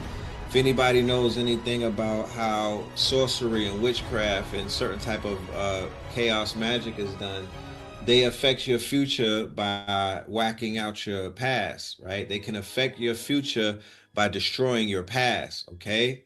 This is something that we should be holding more dearly to our, what else is going on in the world other than high prices on them damn eggs that people are allowing shit like this to go on? Where is the armed forces? Where's the melanated people in the armed forces? What are they doing? Like, where's the outcry? Where's the pushback? Right? Colin Powell was beefing with Trump. You know what I mean? He said he can no longer call himself a Republican after the thing that took place with January 6th. He came out and went against them and whatnot. And after he made his transition, Trump disrespected him. And then he took it a bit further and whacked his mural out and took him right up off the website. They tried to cancel Jackie Robinson, and that shit backfired. So they had to kind of backtrack, which shows you that they not built like that. They really don't have it in them and whatnot. They're, like Blue said, they're doing what they're doing to see who's going to push back. And they're doing whatever we're allowing them to do, right? All intent. So imagine this. Imagine if you have a relative who literally died in combat. Or imagine if you had a relative who literally went to war thinking that that shit was going to help their conditions. And they like, I'm going to just put on a line and go to Vietnam and kill some Asians and whatnot. That's going to help me ride on a bus with these white folk and whatnot. And then you go through all of that. I mean, you come back, they put you on dope, you're homeless, and then you die, and then they wipe your ass off of the website and take you out of the cemetery, and nobody is saying nothing. Come on, fam. Come on, fam. If y'all won't fight for this, then what are they? What fight do melanated people have? We're supposed to expect that they're gonna ride for something else? Like, even the YNs got this shit figured out. Even the YNs with the ski mask and the shiesties, you're not gonna whack out the murals of somebody that died. Not Ray who got killed at the gas station. They riding for him. You can't, you know what I mean? You're not gonna do that. You're not gonna take them off of Instagram or Facebook and no. That's what the majority of these wars are going on in the hood and whatnot. It's over shit like this. It's over shit like this. Disrespecting the dead.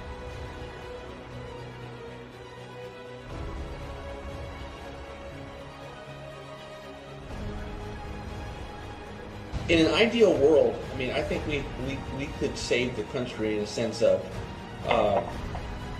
the largest deportation in history, and once that's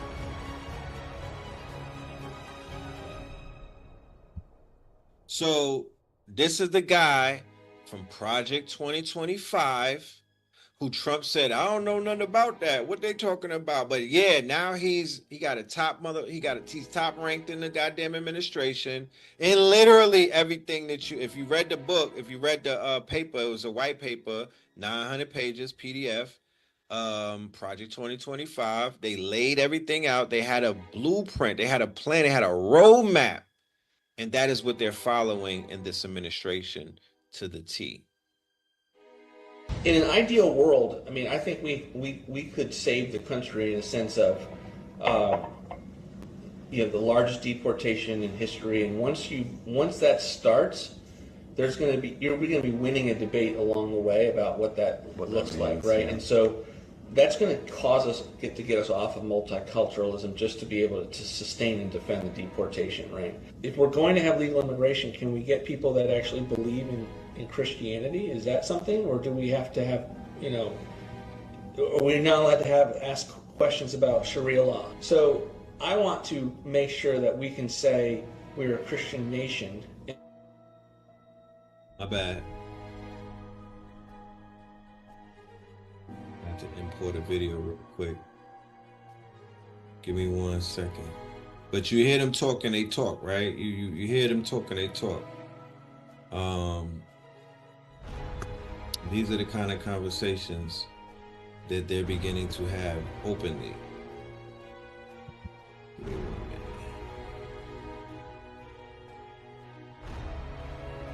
In an ideal world, I mean, I think we concrete actually interesting.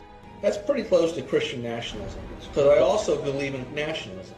Behind closed doors, Vote tells us not to take Trump's disavowal seriously. I expected to hear 10 more times from the rally the president, distancing himself from the left's boogeyman of Project 2025. Yeah. And you're not worried about that? I'm not worried about it. Okay. He's running against the brand. He is not running against any people. Okay. He is not running against any institutions. It's interesting, he's in fact not even opposing himself to a particular policy. Yeah. He's been at our organization, he's raised money for our organization, he's blessed it from the, I remember walking into our last day in office and told him what I was going to do. So he's very supportive of what we do. Our investigation into Project 2025 began 2 weeks before the meeting with Vote, at a conference for religious nationalists in D.C. The truth is, Christian nationalism is not a threat to American democracy. Christian nationalism founded American democracy. Journalists from the Center for Climate Reporting have come posing as potential donors, looking to meet those involved in Project 2025. They're not hard to find. The Heritage Foundation, the group running the project, are here. So is Vote's think tank. We make the acquaintance of Mika Meadowcroft, an author on Project 2025 and a close aide to Vote. He tells us that Vote is running the secretive second phase of Project 2025. The second phase, after the book came out, was to break down like actual sort of policy packets and executive orders and agenda items and things like that. That's been supervised largely by us. The first phase of Project 2025 was a 922-page policy book published openly. The second phase is a comprehensive, concrete transition plan for each federal agency. These much more detailed plans are confidential. Yeah. Because obviously you wanted a little of it to be FOIA-able. Yeah. You're familiar with the FOIA process as possible. Freedom of Information Act, yeah. The Freedom of Information Act allows the public to request government communications. But Meadowcroft reveals they plan to avoid these rules. Yeah, the goal is, familiarize all the transition team people with these plans. Yeah. But you don't actually send them to their work emails because then, right. You could just give the handbooks to everyone. Be like, this is the game plan for the admin. Yeah. But if the press knows that that's what you're doing, then they're going to immediately just say I request all of your emails from Heritage. Okay. You right. Worker. I see. So we'll see. Interesting. Meadowcroft offers to set up a meeting with his boss, Russ Vote. You could put me in touch with somebody who looks after his diary or whatever. Yes, I can put you in touch with his schedule. Yeah. Amazing. So, yeah. Great. So just tell me when to do that. We want to meet the man writing the game plan for Trump's second administration. Vote believes that in his first term, Trump's agenda was frustrated by what he calls the deep state. So Vote is planning a radical centralization of government power under the president, firing civil servants and ending the independence of agencies like the FBI and DOJ.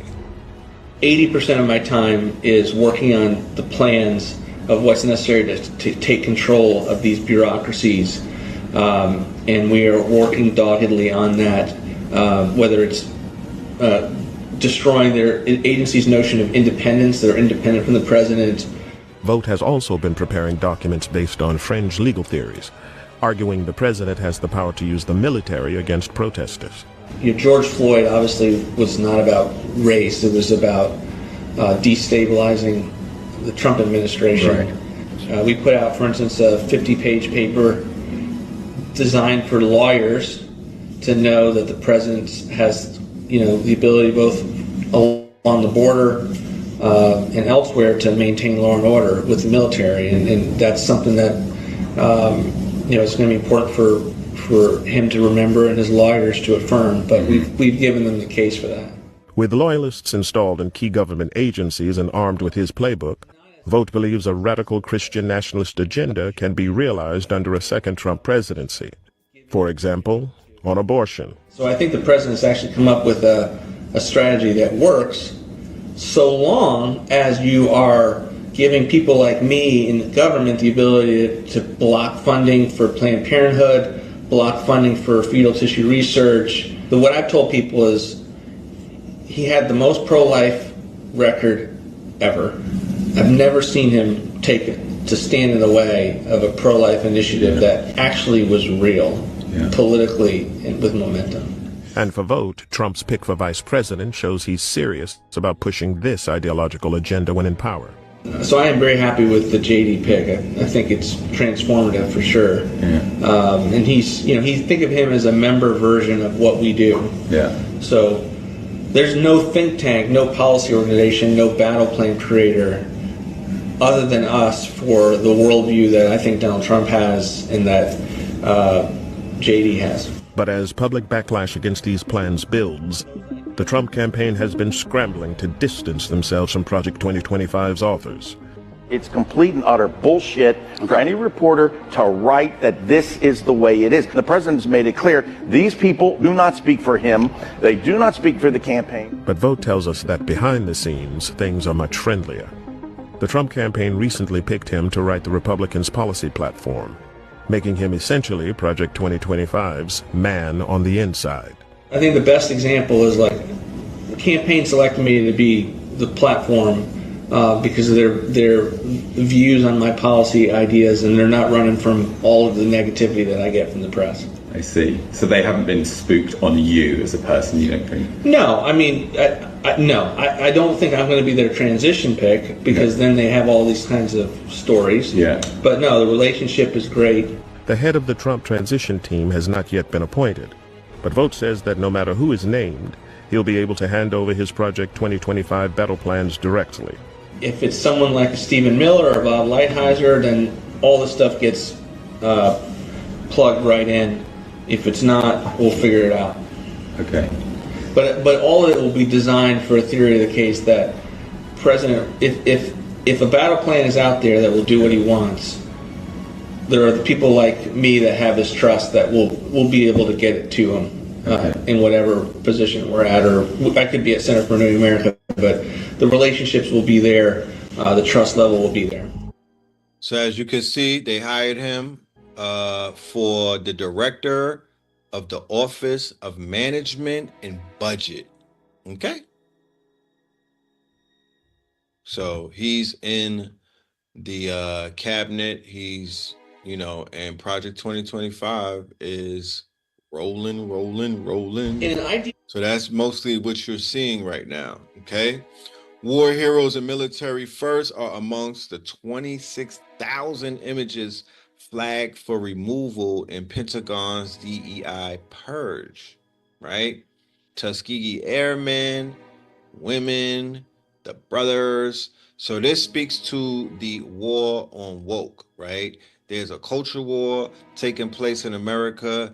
Donald Trump's victory was a quote unquote signified a resounding defeat of the woke. Whatever the woke is, whatever they say it is, but it was a victory in the war on woke. Okay. And they are now, after this war on woke, they are now forging forward to finish off the job, because of course the job, in their humble opinion, is definitely not finished. They're going to make people pay for what they didn't pay the Cold Crush, you know? And you have this crazy MFer right here from Florida, Ron DeSantis, somewhat leading that charge in Florida of all places. You saw what he was doing with Disney and whatnot. Now, once again, as a parent, you know, I get certain things, you know what I mean? I don't want nobody reading to my child in the library with a damn tutu on, you know what I'm saying, and a jock strap. Like, that's not my idea of healthy education and whatnot. So I'm you know, one of the things about consciousness is that we're conservative, right? We're not that progressive. We're not that quote unquote, you know, we're not fluid. We're more of a conservative type. We want family values, you know what I mean? Like, there's certain things that we look for. So there's somewhat of a similarity that we have that these Europeans on the right have as well. And, you know, we don't have too many similarities, but there are some. So when you hear the word woke, what the hell is woke? Like, there's no definition to woke. Who's the woke leader? There's no leader to woke. Where is this nigga at? Like, really, where is this Negro? What the fuck happened to him? He came around with his blue vest on.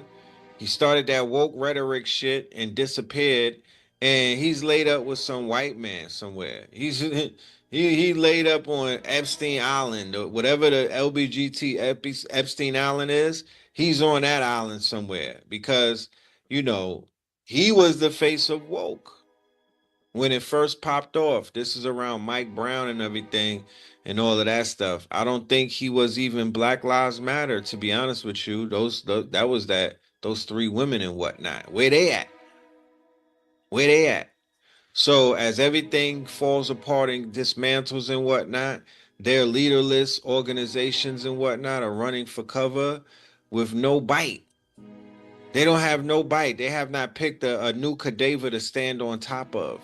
Because that's literally how a lot of them cut their teeth, by standing on top of a dead black man, and then they start dragging black women into the fray. So you had the Breonna Taylors of the world and the Sandra Blands, but then when they found out Sandra Bland wasn't fucking with the Bland lifestyle, they cut her off.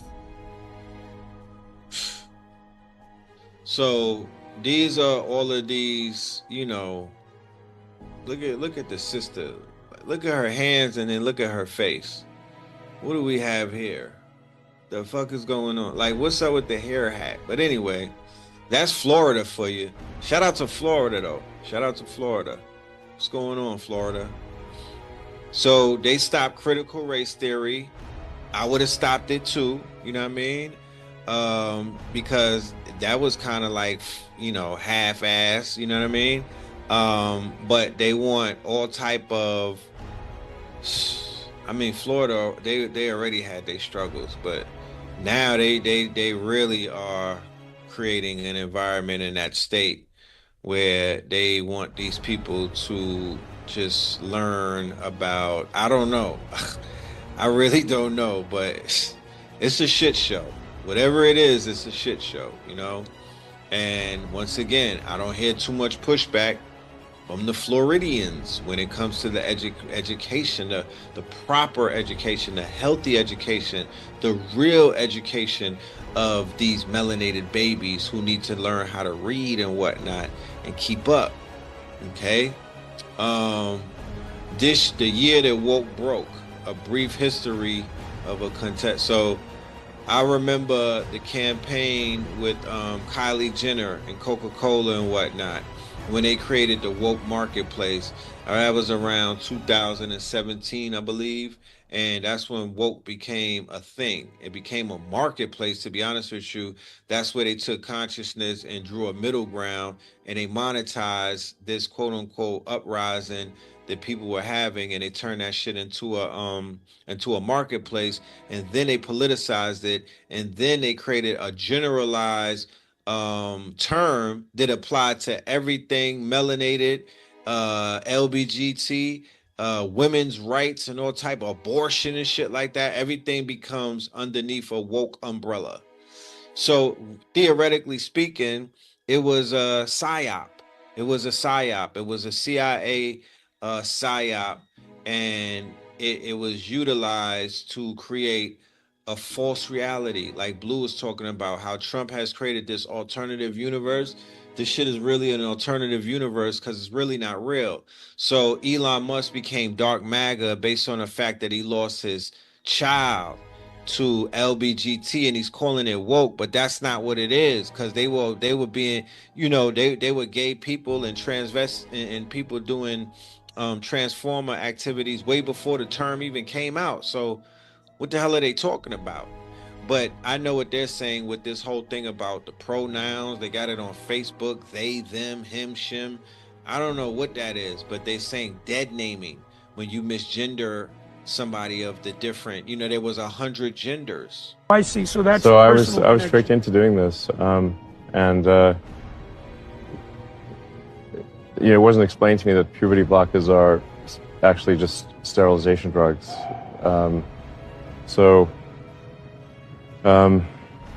Anyway, and so I lost my son essentially.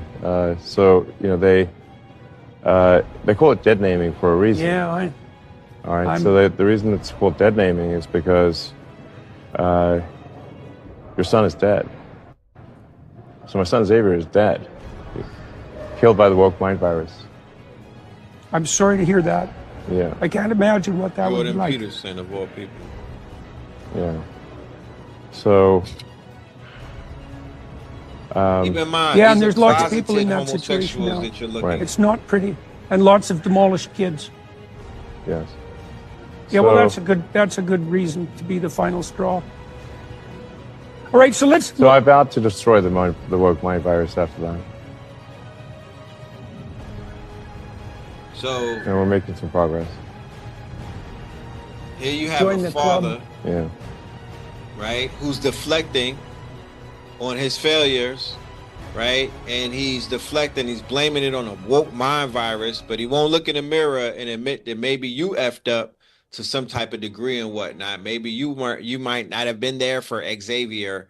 And as a result of this wound that he's having, he went dark, right? He went from Anakin to Darth Vader. That is who you see as Dark MAGA when he comes out in the all black with the MAGA hat.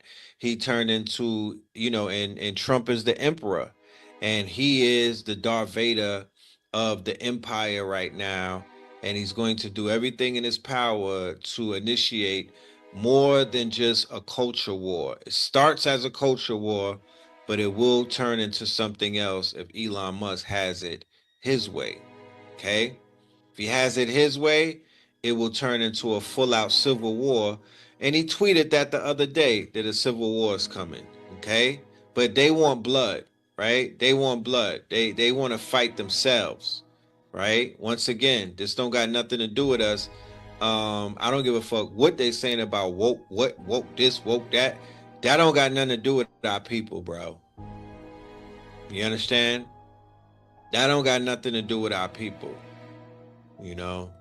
So I would not feel offended. I would not take nothing personal. I would not put myself on the front line as cannon fodder, because you not woke. So check this out. I basically grew up believing that even though slavery was a thing, it was true Christians like Abraham Lincoln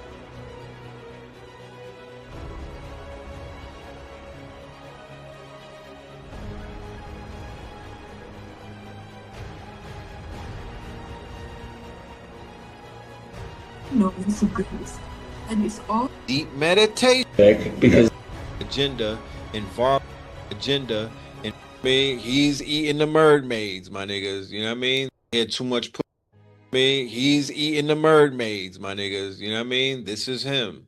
They financed both sides of the war since Napoleon. is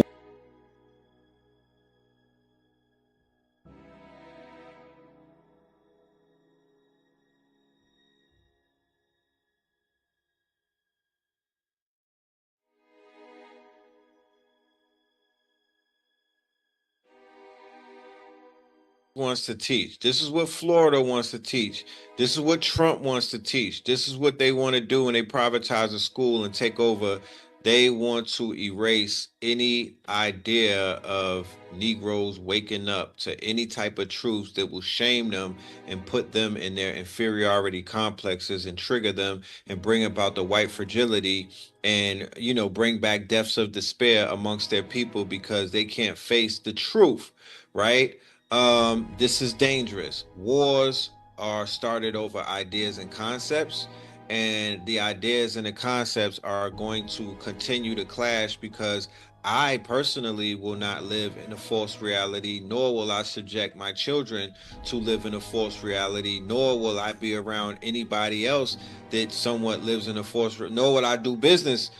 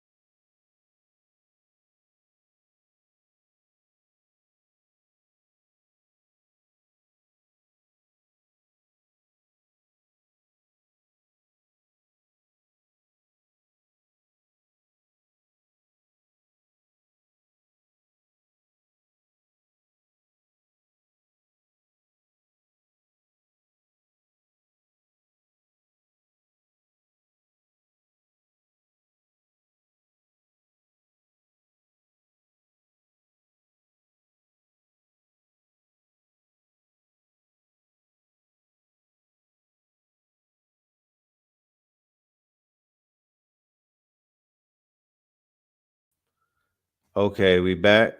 My bad. My bad.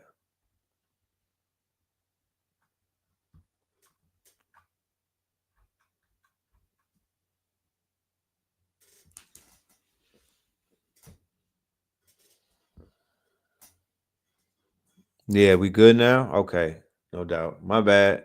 Yeah, there was a little bit of technical difficulties and something happened and the video got knocked out. Then I went back to play it, but then I read it. I looked in the chat and y'all was saying that it was muffled. So what I would say is that's a telltale sign that we was good. Like we got a lot of little, we got a lot of food tonight.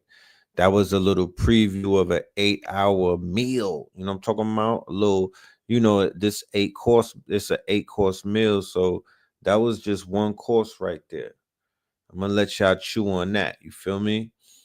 Just take that information, and there was a lot right there to take in, and do your homework, do the knowledge. If that's something that you are interested in, and you want to hear other perspectives that are at a, like check this out real quick. Talking about on how colorology basically plays a big part on what time it is as far as like the modern day things that they propagate in the news and stuff like that. They tell you by way of colorology, they tell you by way of symbolism. Bro, Zadikim. He also was speaking about the Egbo people up in Nigeria and their Hebraic connections and roots. So the brother Ron Dalton, he makes some interesting points and introduces some interesting angles into the conversation. But then again, when you have been exposed to African traditional systems and you've been exposed to, the old dudes and the books and everything, that has been written and cataloged, that in African spirituality, there's no devil. So, where does it equate from coming, you know what I mean? And we have to understand the modern day concept of the devil that we understand that we've been fed. That's Christianity that comes from the New Testament and all of that stuff, like after Dante's Inferno. I'm gonna show y'all something real quick and then you could break. Yeah, so that's just a preview. I want to give away something tonight, so I decided that for anybody that gets the replay of the lecture that we just did, the blueprint, The Fear of a Black or More Messiah with Red Pill, Blue Pill, Al-Kibalon, Bidel. I'm going to throw this in there. This is The Last Fear of a Black or More Messiah, Project Fear, right? Which is the precursor to the one that we did on Saturday. This is the one that we did on Saturday, right? And this is what I will be giving everybody who gets the replay tonight. You'll get a free copy of the one that I did with Sharif Ananil Bey. Shout out to my brother Sharif. Project Fear, false elections appearing real. False elections appearing real. So I'm gonna drop the link in the chat, and then we're gonna call it a night, and we will be back.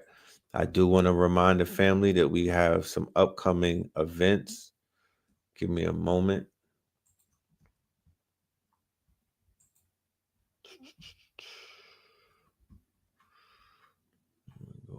Let's get a word from our sponsor. Hold on.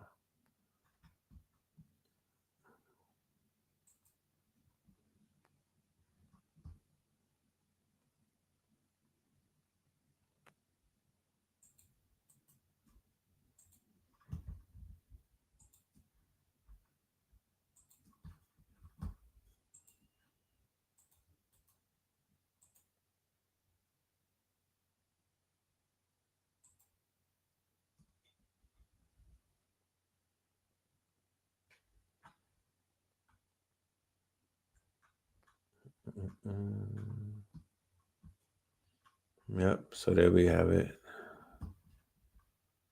The link is in the chat. All right, ladies and gentlemen. So, as you know, coming up on the 31st of March, that is next Monday, we will be in Charlotte, North Carolina, Melanin Mondays, IRL.